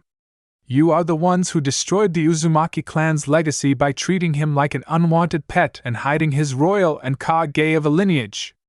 Even though he's returned as something else entirely, I still believe he is still the same young man that helped me be more than a bloodthirsty weapon.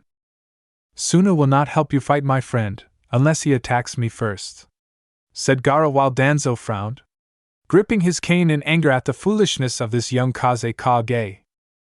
Then I demand that you return Tsunade Senju and those that have abandoned their home village. They are still under the jurisdiction of serving the Hokage and protecting the Leaf Village. Danzo tried using his Sharingan eye on the Jinchuriki Kage, but to no avail. Something was preventing him from using any of his hidden Sharingan eyes, making it more difficult to get the other Kages to work for him. Go ahead, Warhawk. I know that the Senju babe can be a pain at times, but she is strong to make her own choices.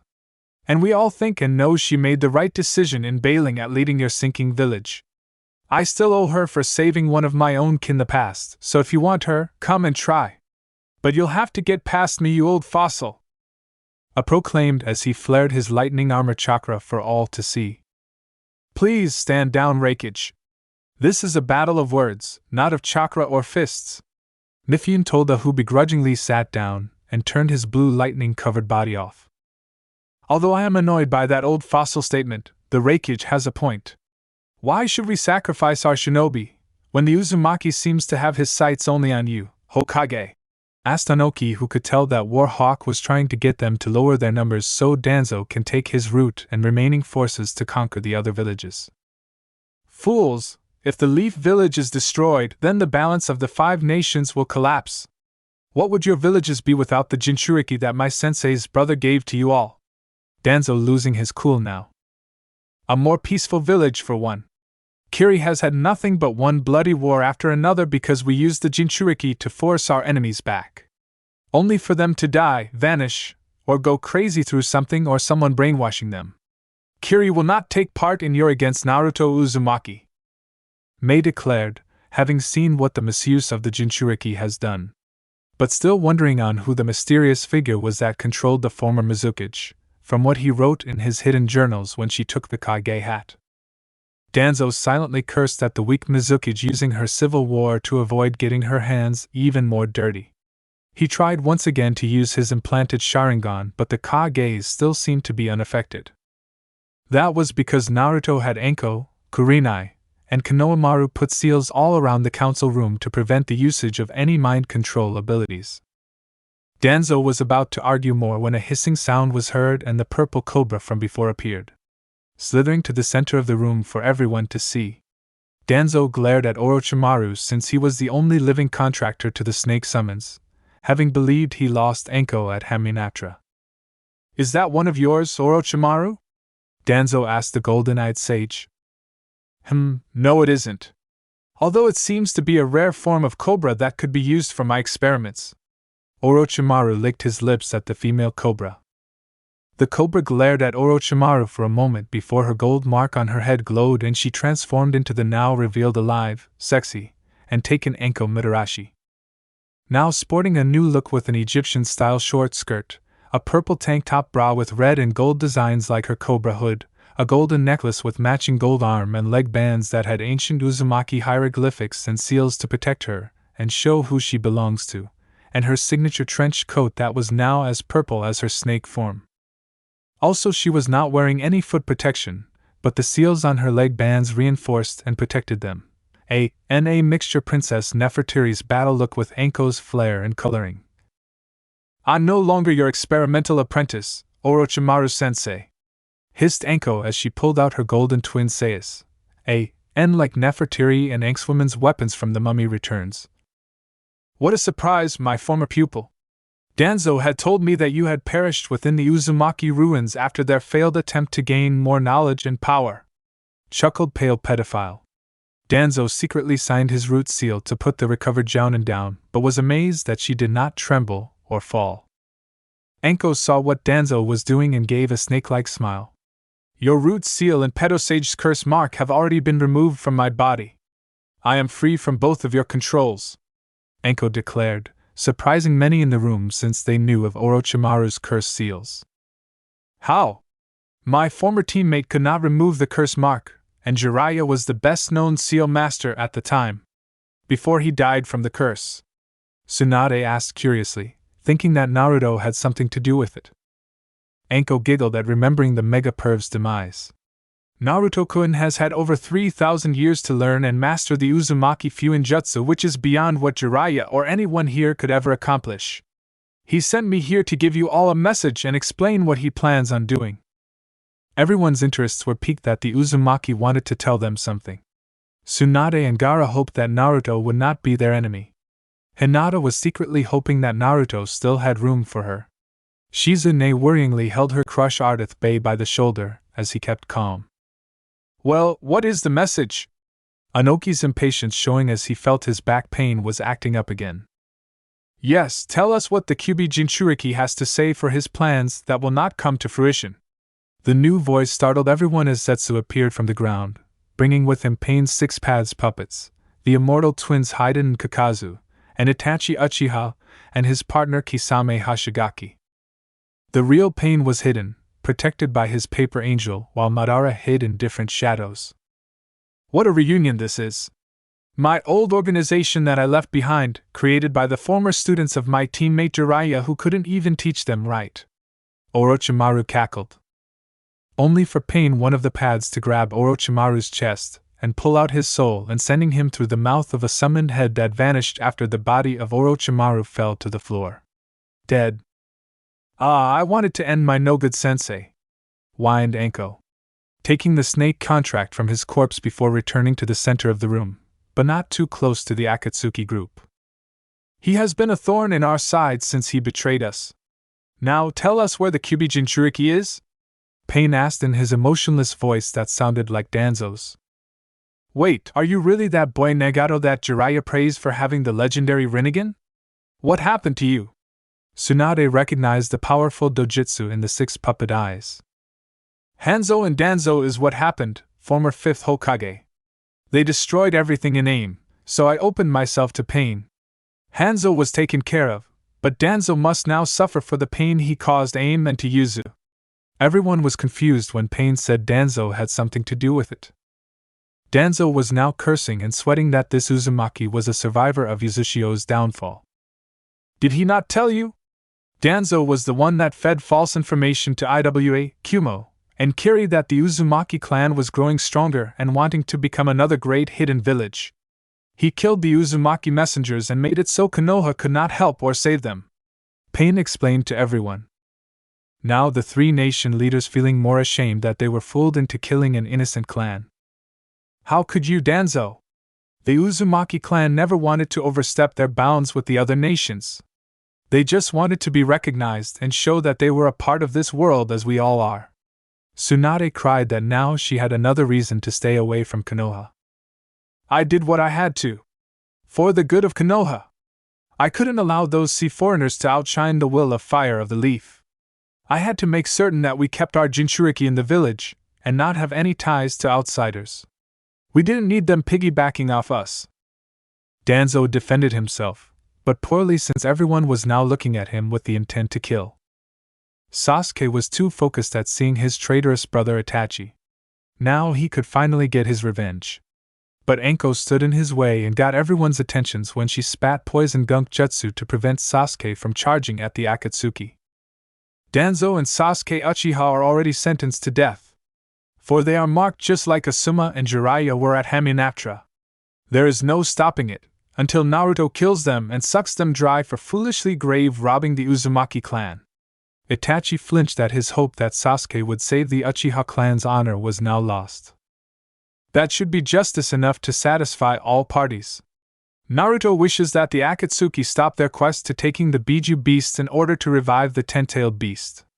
Nothing good will come of trying to control a beast that is older than the Sharingan and Rinnegan. He wishes to bring back the Uzumaki clan but knows that the god of death cannot allow such a massive scale of resurrection.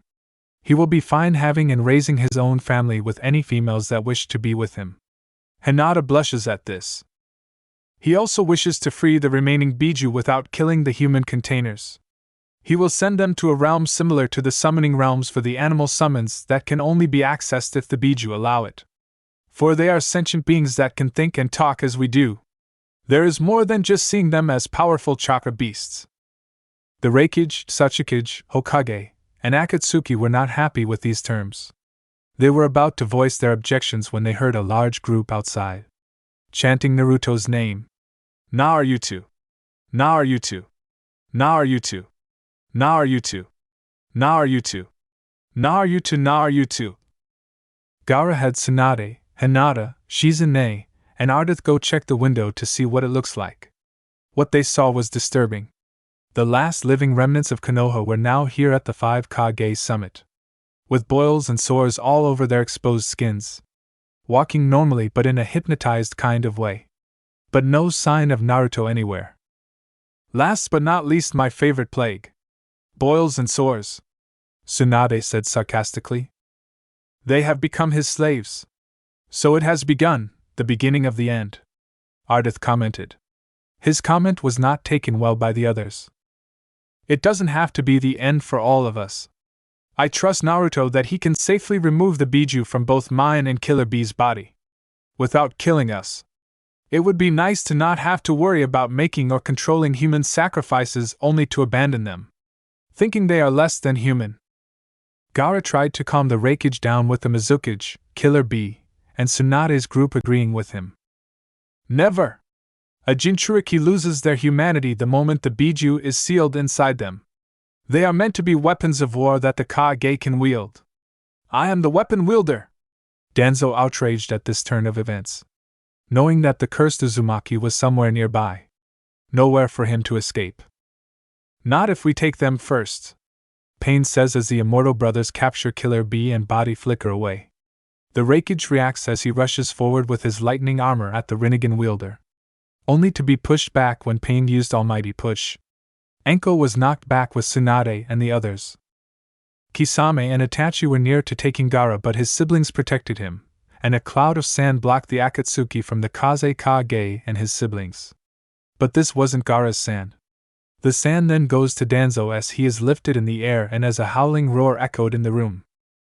Danzo quickly used his Izanagi ability to cheat death. But when he reappeared, his bandaged arm had fallen off, having all its eyes removed and looking like a splintering mummified arm.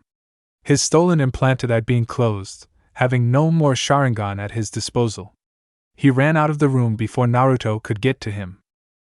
But he already consumed most of Danzo's life force, so Naruto didn't need to suck him dry.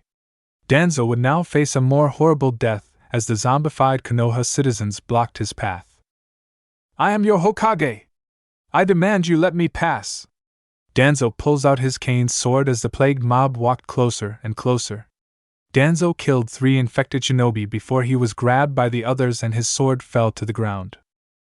The people then lifted Danzo off the ground as he squirmed to break free from their holds, yelling and cursing to get free, proclaiming things like, "For the good of the leaf, I am Hokage, and I am Konoha," only to be met with sharpened wooden stakes that the infected crowd had with them. Danzo died a most gruesome death by the very people that followed him like drones. And think like that librarian Medjai from the Mummy movie. The Konoha drones were then mentally commanded to return to Konoha while leaving Danzo's dead body.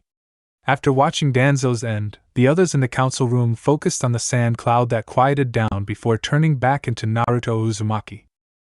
No longer wearing his jackal mask, Naruto now looked like an older, healthier version than when they last saw him alive before his banishment, but still having pieces of gaping and rotting flesh on his neck and lower jaw. A scarab crawls up his neck hole and into his mouth before he bites down and eats the scarab. The Kyuubi Jinchuriki at last, spoke Pain, not looking disturbed like the others for Naruto's appearance, or the fact he ate a bug. Pain used his puppets to try and capture Naruto, but to no avail.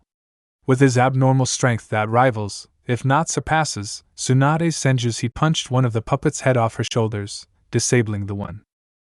The chakra-draining puppet got behind Naruto to drain his chakra, but Naruto had used his power over sands that did not require chakra to restrain the other 5, making sure they could not sign any jutsus. Naruto then closed his hand like Gaara and the chakra-draining puppet was crushed within his sand cage. Gaara smiled at that. He then turned some of the floor into sand as he let the remaining 4 puppets sink into the newly made quicksand, leaving only one puppet's head above the heavy and solid sand pit. Kisame and Zetsu fled while Itachi was with Sasuke in a restraining hold. Everyone watched to see what Naruto would do to the god of aim. How is this possible? No one can withstand the power of these god eyes. I am Pain. I will save this world, ranted Pain. Your eyes are nothing compared to the true gods. They may not be seen much, but they certainly aren't dead. Your powerful chakra eyes are nothing but a cheap trick to make others believe that you are a god, when you really are not. Naruto's voice sounded deep and rotting since he has not fully regenerated yet. Naruto kept the puppet in place as he turned to face Sasuke, who was struggling to get out of Itachi's hold. Let me go, Itachi! The elite Uchiha clan must survive! Ranted Sasuke, who couldn't use his Sharingan to place Itachi or Naruto under a genjutsu. No. It's time you know the truth, brother. Father was planning a rebellion to take the Hokage's seat while Hiruzen reigned a second time. I knew that the third Hokage's peace talks would not be enough to sway the majority of the Uchiha from preventing a village civil war.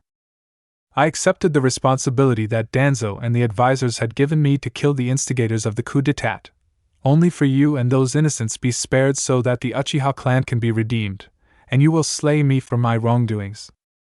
But the one calling himself Madara appeared and killed the remaining innocents of our clan and allowed me to join the Akatsuki, fully aware that I would be a double agent. Sasuke, Pain, and Tsunade's group were stunned at Itachi's confession. I had hoped that you would be strong enough to kill me and lead the clan to a brighter future than the one created by the shedding of so much blood, whether innocent or not. But the will of fire had died long ago when Lord Third died and Naruto was banished. Forgive me for putting so much on your shoulders. His request was to Sasuke, Naruto, and Tsunade, who was saddened that Itachi would endure so much to try to be the martyr that opened the eyes of those who only looked through the perception of hate. Sasuke growled then grinned as he found a weak spot in Itachi's grip as he prepared to kill Naruto with the Chidori. Stupid Uchiha. I will never forgive you, Itachi. Once I kill the loser, I will make you pay by killing you and everyone else in this room. I will be the new ruler of the elemental nations. Sasuke revealed his now Chidori-encased hand as he cuts off Itachi's arm and sprints forward to stab Naruto in the chest. Itachi is not fast enough to stop his foolish brother, but someone takes the hit for Naruto when it would not kill him at all. Sasuke's hand had pierced Hinata's heart as she quickly used Byakugan to block off Sasuke's chakra paths before falling to the ground and bleeding. Itachi grabbed Sasuke one-handed in a one-arm hold, making sure he stayed put since his arms were now useless. Naruto knelt as he caressed Hinata's long dark blue hair that reminded him of his Egyptian cousin and friend Nefertiti. Hinata smiled as she looked at the boy she fell in love with and was happy that he was back. Why? Why did you take that hit for me? You know that I cannot die, said Naruto as Hinata coughed up some blood. Because I didn't want you to see me as weak then when you last saw me during the Chunin exams. I love you, Naruto-kun. I have always loved you since you saved me and fought for me all those years ago. Do you think you can bring me back? I want to help you and Anko in bringing back the Uzumaki clan. Naruto widened his eyes that Hinata thought of him so deeply like that. He cursed his younger self for being so blind. Naruto summoned his signature shadow clone jutsu, which looked fully revived as Naruto handed Hinata's dying body to the clone, and the clone body flickered with Anko back to Hamunaptra in a swirl of sand. After they left, Naruto stalked forward to Sasuke and Itachi as he angrily growled his displeasure of the Uchiha's stupidity. Sasuke now looked totally afraid. Naruto took his and Danzo's jars and was now going to send him to the Shinigami's court. Itachi closed his eyes as he kept a hold of his little brother, who started screaming.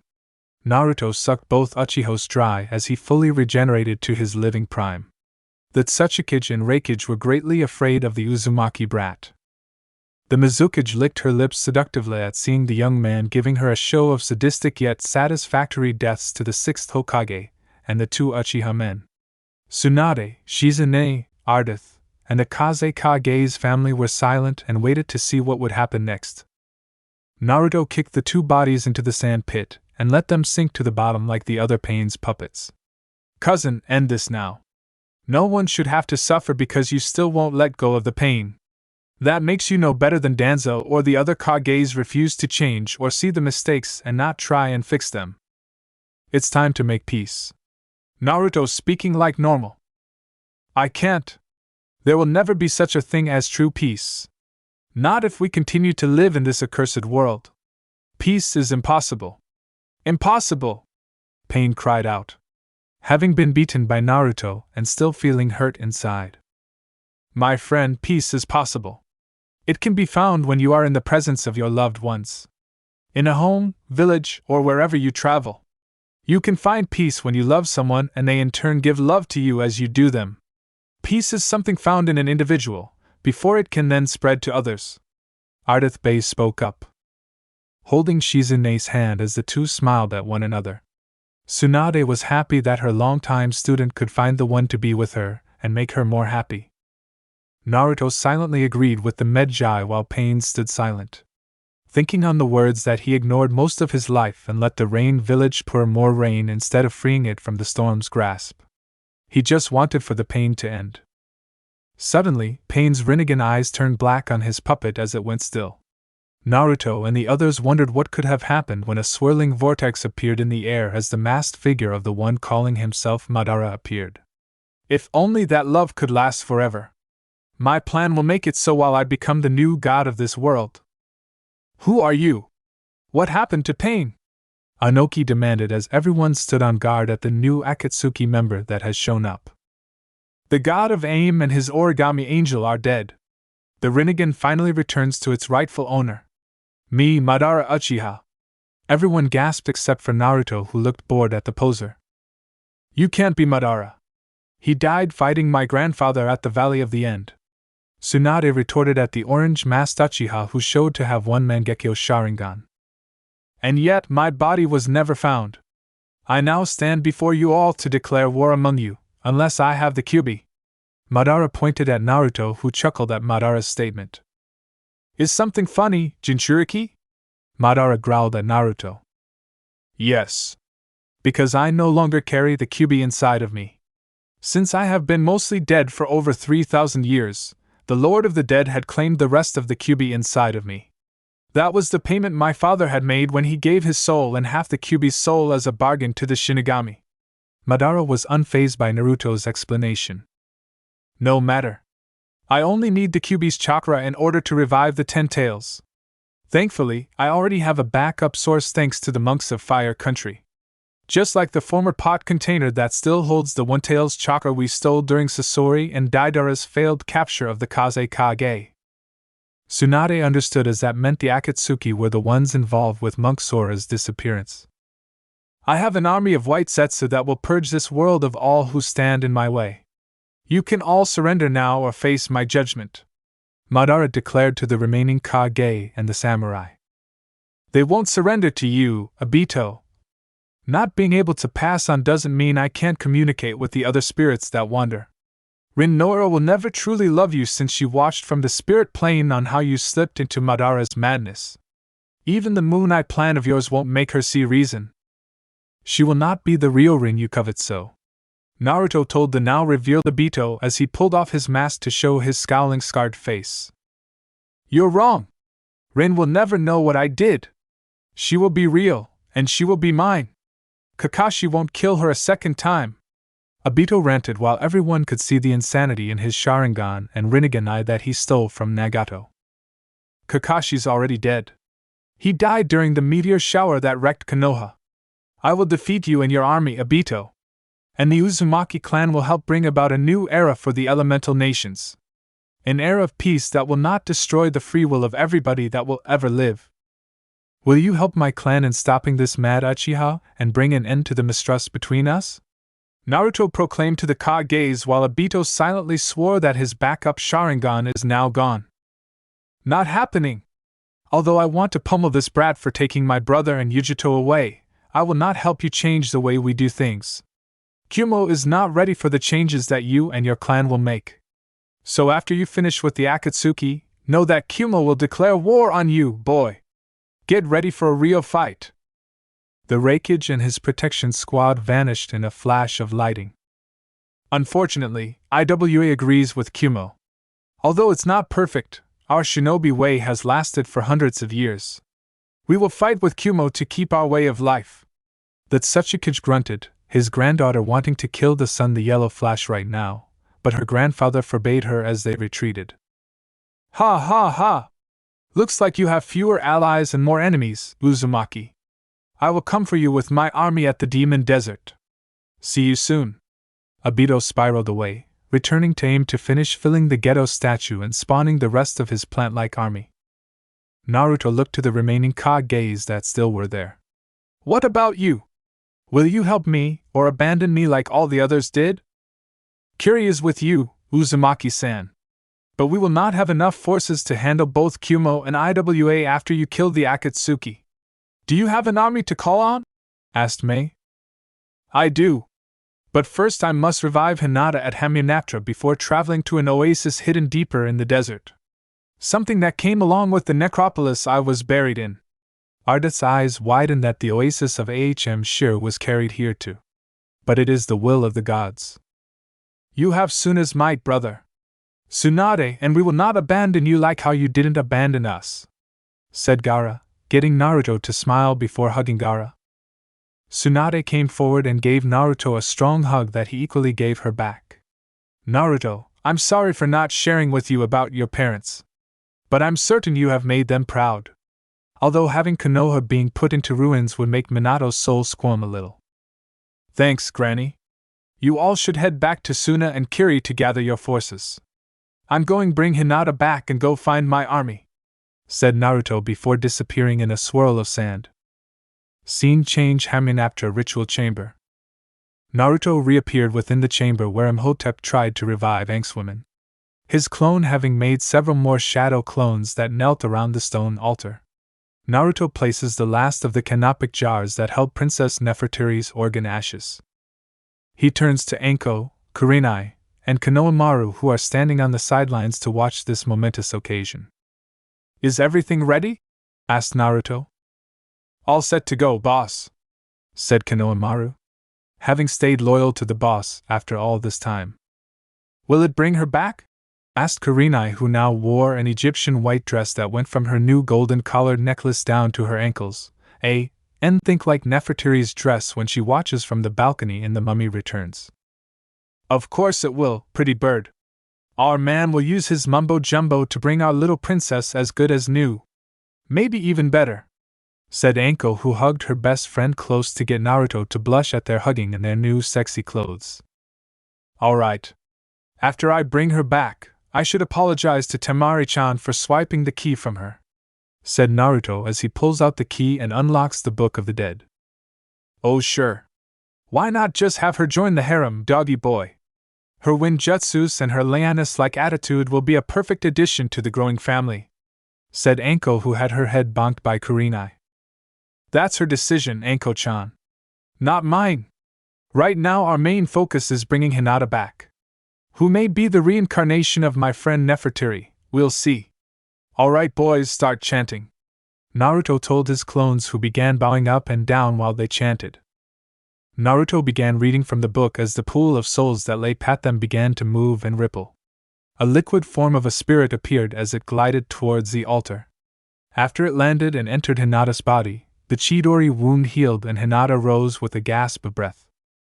But her figure started to change, having more curves to her breasts and rear. Her hair grew longer as the ends of her hair turned red as it reached her tailbone.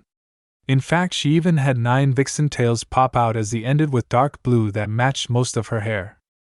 Naruto gaped at the revived Hinata as his clones popped away.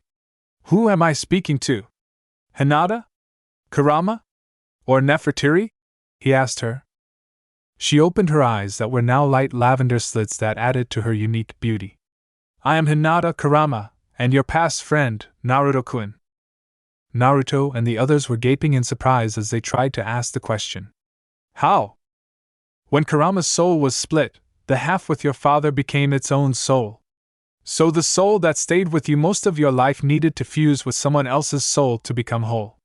I chose to fuse with Nefertiti's soul, who Hinata is a reincarnation of. Now we can all be with the man we had a crush on. Call me Kuranatiri. Kura for short. The now named Kura then went close to Naruto, her breasts pressed against his chest. Take us to the bedroom quarters, Naruto-kun, Kura commanded as she, Anko, and Kurenai were now going to spend some quality time with their lover. Konohamaru jumped away to the treasure chambers since he did not want to hear any of their noises.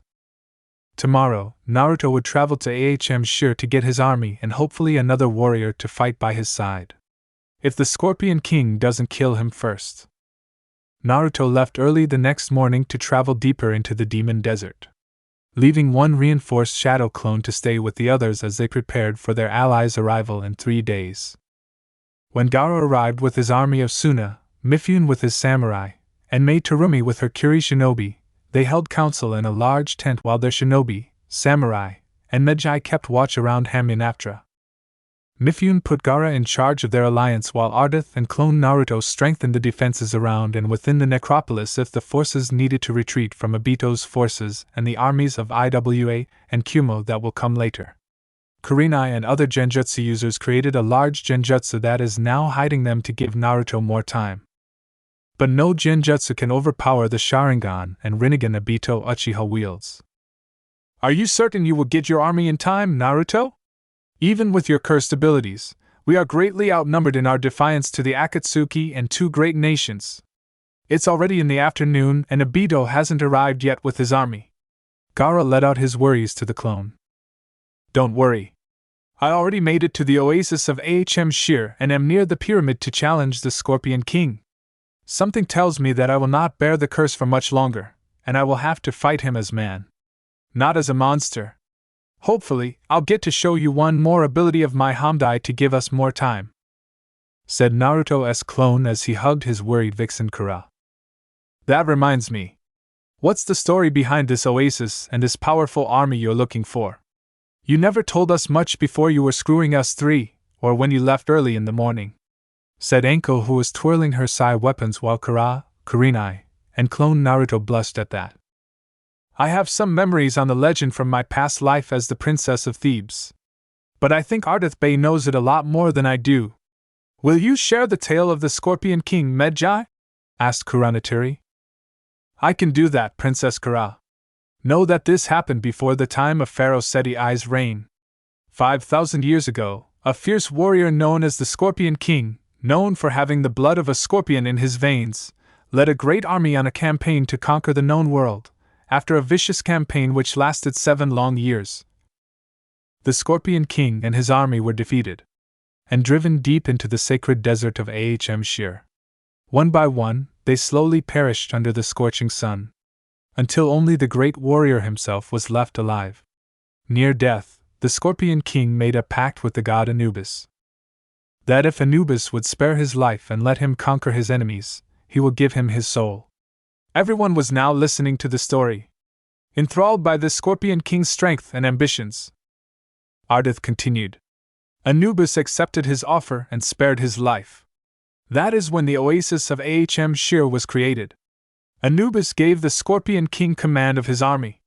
Like an evil flood, they washed away all that lay before them. When his task was done, Anubis forced the Scorpion King to serve him for all time. His army was returned to the sands from whence they came, where they wait, silently, to be awakened once again. It is said that whomever can kill the Scorpion King, who now resides within a legendary gold pyramid within the oasis, can send the army of Anubis back to the underworld, or use it to destroy mankind and rule the earth.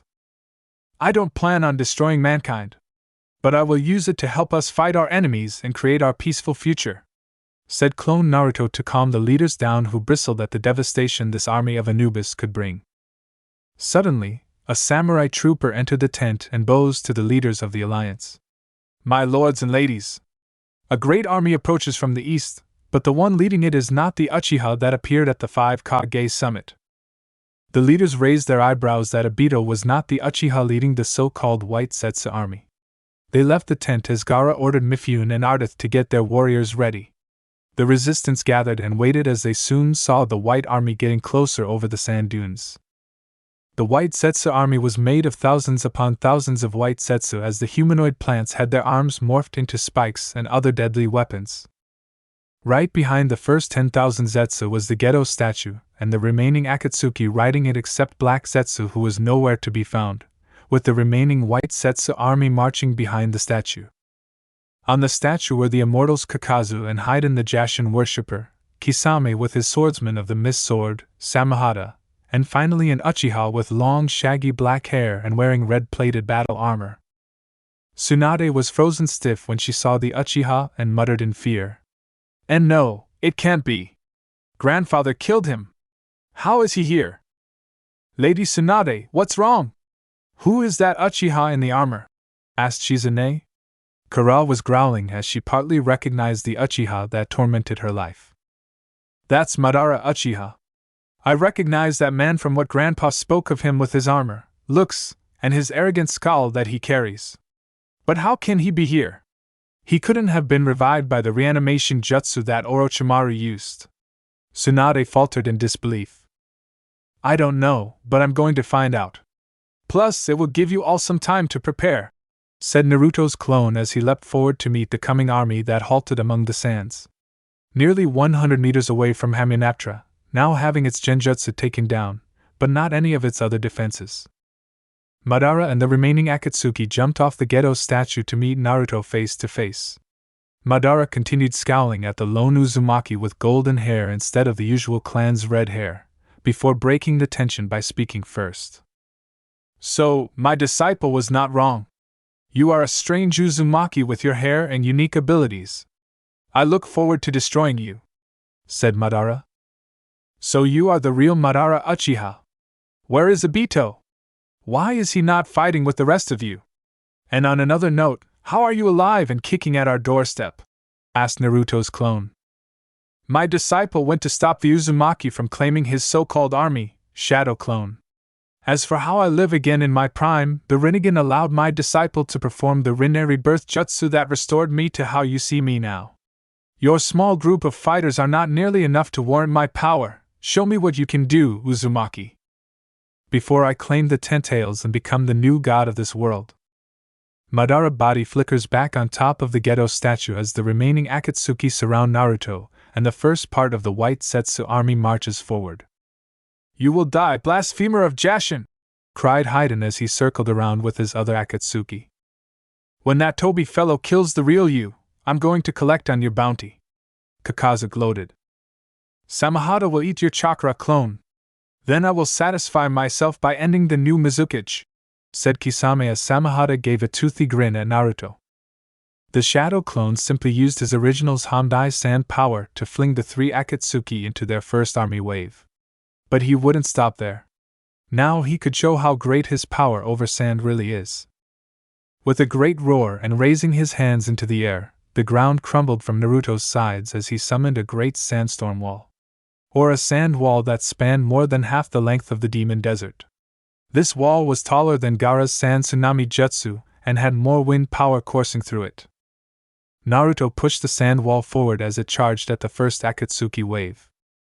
As soon as it touched the first White Setsu, the plant-like soldier was turned into sawdust. The White Setsu were too surprised to do anything as the rest of them were swallowed into the giant wall of sandpaper. The 3 Akatsuki members used their chakra to protect themselves, mostly, but the power of the sandstorm caused them to be sent flying helplessly in the storm of wind and sand, turning them into helpless puppets that have lost their strings.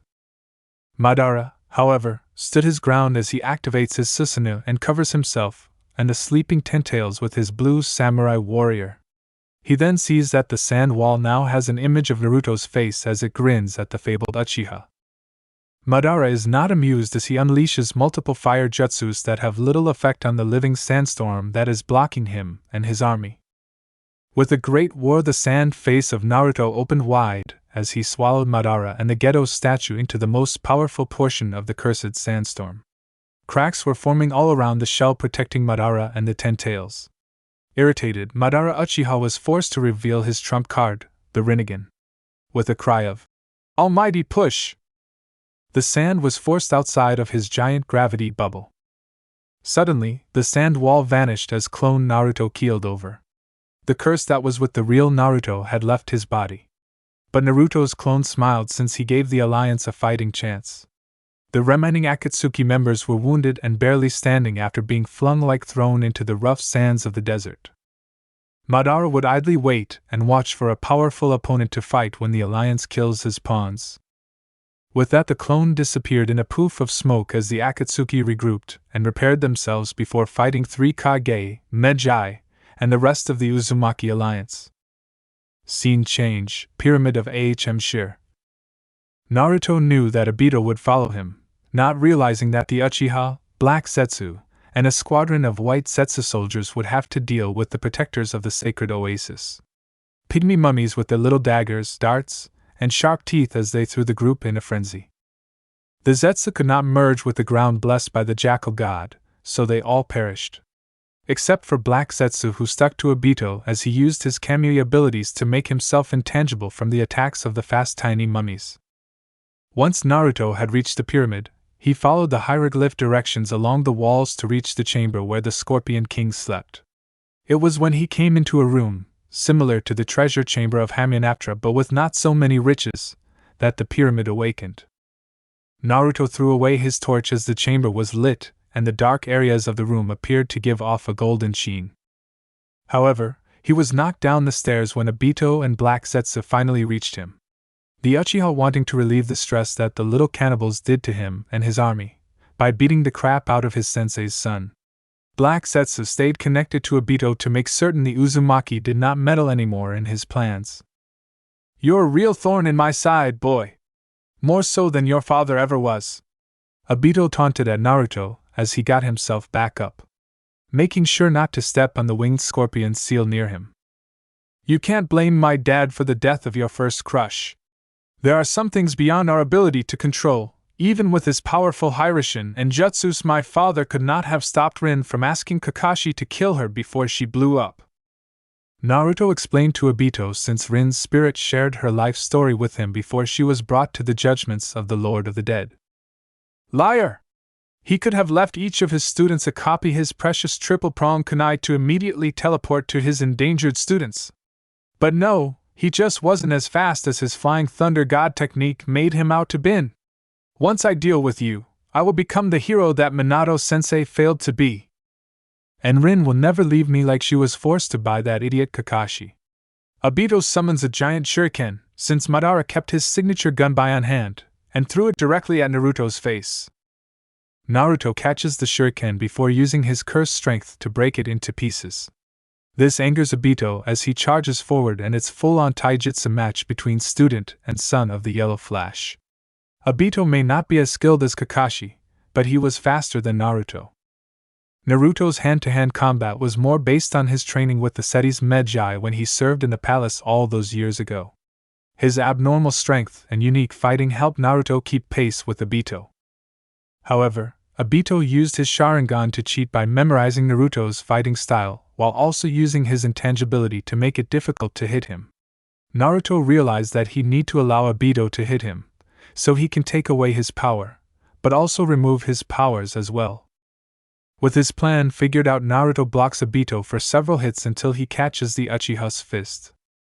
Obito is surprised when Naruto doesn't attack him but drags them into the strange stylized floor panel. The winged scorpion seal glows as shadowy mists attack the three. The mist pull their powers out of their bodies before it disappears.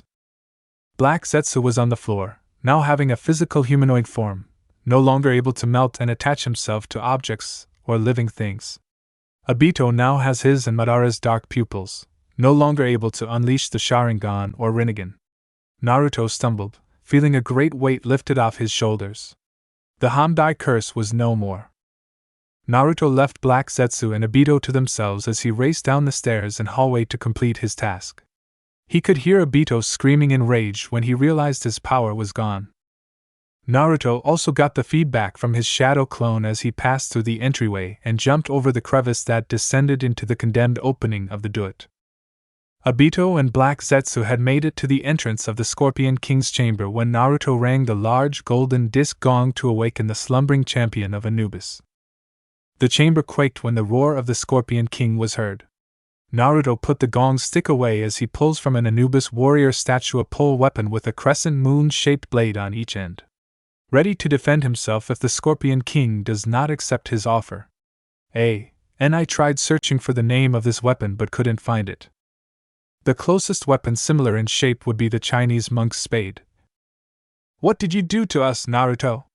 Why can't we feel our chakra anymore?" Obito demands from the other side of the crack. "It's because the seal we were on had summoned a manifestation of the god of death, removing our powers so that we may face his champion as mortal men," Naruto proclaimed as the two large golden doors opened to show dark cave with something big clinging to the ceiling. The shadowy creature moves to show 8 spider-like legs clinging to the sides of the walls, 4 scorpion pincers that can slice a man to pieces, 3 scorpion tails, and a humanoid body and head with braided black hair as his brown pupilled eyes glared at them. The monster, still hidden by shadows, made his way to the ground before using his large pincers to open the doors wider. The flaming torches illuminated the towering monster's body to show that this was the Scorpion King, the former Akkadian warrior named Matthias. Obito and Zetsu were scared and tried to make a run for the exit. However, the new body given to Matthias by Anubis made the Scorpion King fast enough to catch them in his pincers. Obito cried for Naruto to save him, while Zetsu spouted incoherent phrases on plans and mother, as he struggled to escape this monster's hold. Naruto only gave Obito a passive before saying, "You brought this on yourself. It's time to meet the true gods and face those souls you've condemned before facing my parents and Rin. One final time." Obito wails in madness as the Scorpion King drops him into the crack of the underworld as the souls of the dead dragged him deeper down while scraping, biting, and clawing his flesh. That left Zetsu as Anubis champion gazed at the will of Kaguya in disgust before cutting him to pieces and letting them fall to the depths. Unfortunately, Zetsu left a piece of himself with Madara in case something was to happen to him. With his mortal half dead, the remnant of Black Zetsu will have to force Madara to merge with the Ten-Tails to revive Kaguya sooner. With his task done, the Scorpion King turns to confront Naruto before summoning his master's army to wreak havoc the world. But to the surprise of the Scorpion King, Naruto bows before him before speaking in ancient Egyptian. "Greetings, Matthias. The Scorpion King and commander of Lord Anubis' army. I am Naruto Uzumaki, High Priest of Anubis. Also named Set by Pharaoh Seti I when I served him and his daughter in my time by the fertile lands of the Nile. I seek your strength and my lord's army to save my people. The gods have brought your oasis and the pharaoh's necropolis to my home world called the Elemental Nations. I no longer wish to bear the cursed power of the Hamdai, but with your help and the army of Anubis I can ask Lord Anubis to free you from his services, and you can live with my people and explore this new world and experience a second chance at life." Naruto proposed to Matthias. The Scorpion King was surprised by Naruto's offer, but scoffed at taking the word of a priest. His past experiences of tragedy and betrayal made him skeptical. What makes you certain you can fulfill your part of the deal? Will you accept any price Anubis will ask of you?" he asked him. Before Naruto could answer, he felt a pain in his stomach as something else flew out of his body. A black mist shot out from the underworld as it clashed with the light that came out of Naruto's body. The two apparitions split up as they took the forms of two twin brothers. Azura Otsutsuki with his short, spiky brown hair and Indra Otsutsuki with his long, wild brown hair and Mangekyo Sharingan eyes. They stared at Naruto with anger in their eyes before another ghost appeared, their father Hagoromo, the fabled sage of 6 paths. He looked at Naruto in disappointment before speaking. Even Matthias could understand him since the sage was merely a spirit. "Naruto Uzumaki, you have done the unexpected as the reincarnation of my son Azura. I had hoped that you and Indra's reincarnation, Sasuke Uchiha, could end the cycle of hatred together, and stop the return of my mother, the self-proclaimed rabbit goddess Kaguya. Now the piece of Black Zetsu, that Zetsu placed with Madara, will force Madara to become the vessel of mother whom my brother and I trapped in the moon to stop her from farming humanity while keeping the power of chakra for herself." Naruto frowns at hearing that he was meant to work with the one Uchiha that refused to acknowledge or accept the help of others. To fulfill some mortal-made destiny to bring peace to the elemental nations.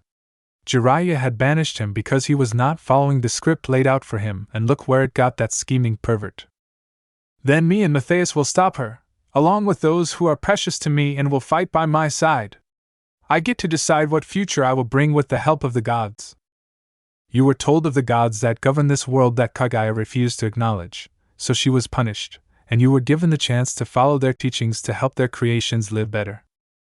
But instead, you decided to not listen to their wisdom and used your own wisdom to create your own religion where it only focuses on peace and connections."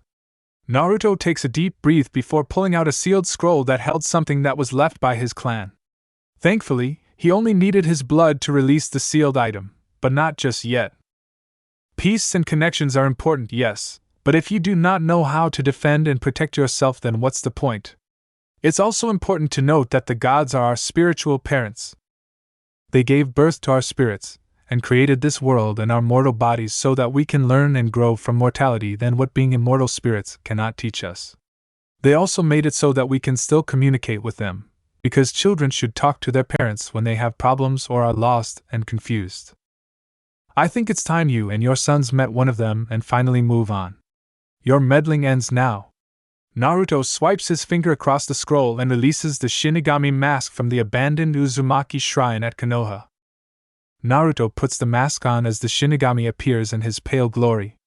Surprisingly, another god appears as the jackal-headed god Anubis stands beside the possessed Naruto as the two deities stare at the three spirits.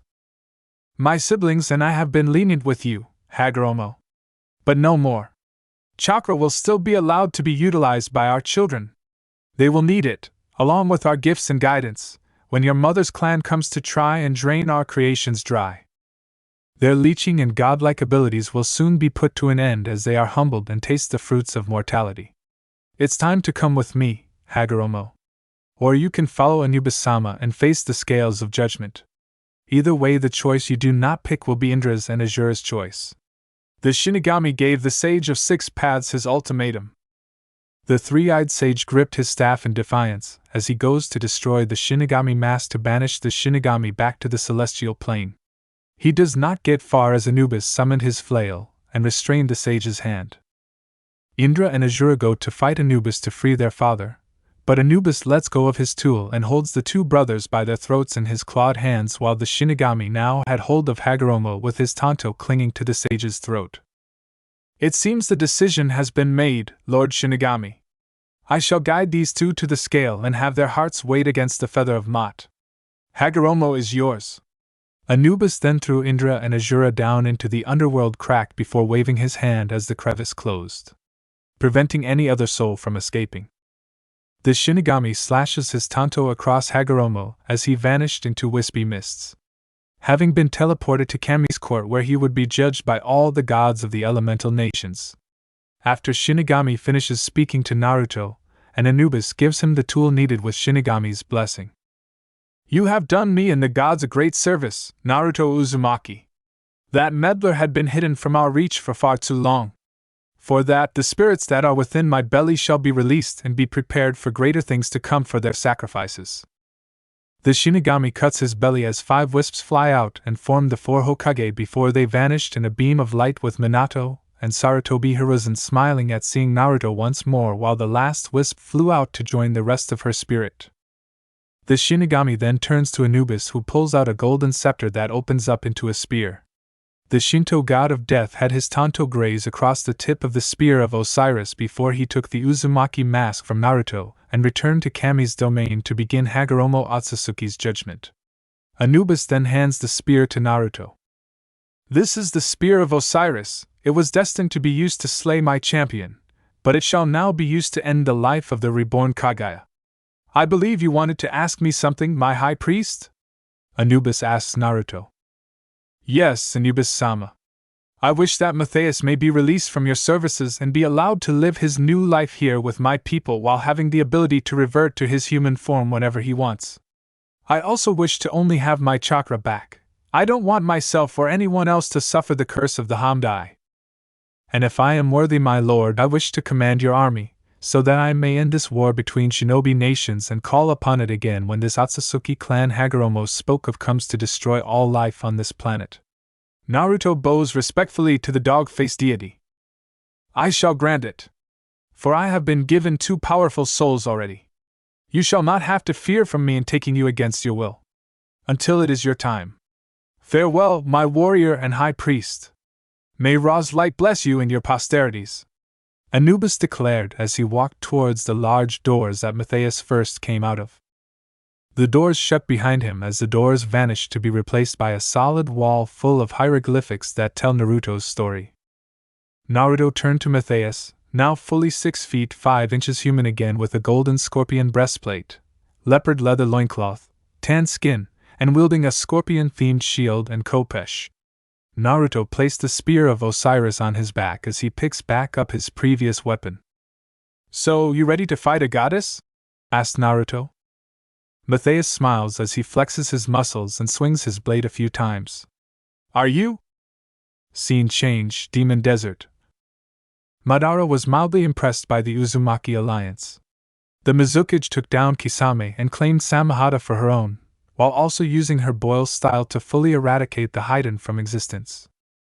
The young Kaze Kage had quite the mastery of the sand, though not as powerful as that Uzumaki's before that power left him, to crush Kakazu's hearts and bury him deep within the sands of the demon desert. The Senju showed great strength and leadership as she ordered shinobi, samurai, and Medjai to take down thousands of his white Zetsu army. How unfortunate she did not have the wood-style power of her grandfather, Hashirama. But now playtime was over as he prepared to send the last remnants of the Zetsu to weaken the alliance more before he dealt the finishing blow when he becomes the Jinchuriki of the Jubi. However, Madara felt pain in his back as black Zetsu started covering his entire body and also covering the Geto statue. Zetsu, what is the meaning of this? You are my will. You cannot defy me. Actually, I am Kaguya's will. Always have been. I use you just as you used the Bito and the Akatsuki to do your bidding. But I can no longer wait. It's time for the mother of all chakra to return and take her rightful place as ruler of this world. Zetsu vanishes into the black goo as it turns pale while before the Jubi is slurped inside Madara's bloating form. Madara gives a cry of agony as he is no more and a beautiful pale woman with long straight white hair and horns shaped like rabbit ears takes his place. Kaguya Otsutsuki is back. She uses her Byakugan to view the shinobi that have gathered in defense as the remaining Zetsu form up behind their goddess. She is upset that Hagoromo gave chakra to warmongering humans. Now she would have to start all over again so that she can have her army when her clan comes to destroy the world she's made her garden. Suddenly, some unknown force that's not chakra rushes past her as her eyes widen to see that a large section of the desert is turning black. Except for the sands surrounding the shinobi, Hamunaptra, and around Kaguya and her Zetsu. The black dunes begin to shake and turn as they fall and become a flat plain. Until thousands of large bubbles start to form in the dark sands as they begin to churn and squirm as they start to form large dog-like bipedal beasts with golden apparel and weaponry as they stand firm, waiting for something. That something appears in a swirl of sand as Naruto returns with the Scorpion King, standing in front of the army of Anubis. Naruto walks forward as Matthias readies the battle-hungry jackals. He comes several feet away from Kaguya as the chakra goddess stares at the youth before her. We don't have to do this. Your son Hagoromo has finally passed on from this world and is facing judgment from the true gods. Relinquish your right as self-proclaimed caretaker and sole wielder of chakra. You can't face your clan by yourself with just your drones. We can help you, and the gods can too. Together we can make a true peace that will last for ages. Naruto offered his hand to her. Kaguya tilts her head before narrowing her eyes at this youth, saying that she is weak and not good enough to protect and care for this world. She shakes her head in decline before speaking in a low yet soft voice. Where were your so-called gods when those warmongering humans killed my attendant and first lover? I had to do something to show that war is not the only thing you humans know. To honor their kindness they showed me, when I was cast out and alone. I shall destroy your beasts and undo the damage my sons have done, Kaguya proclaimed. Naruto was sad to hear this. His body flickered back to rejoin the army of Anubis as Tsunade, Ardeth, Anko, Kara, Gaara, and the rest of the shinobi joined up and readied their jutsu and weapons.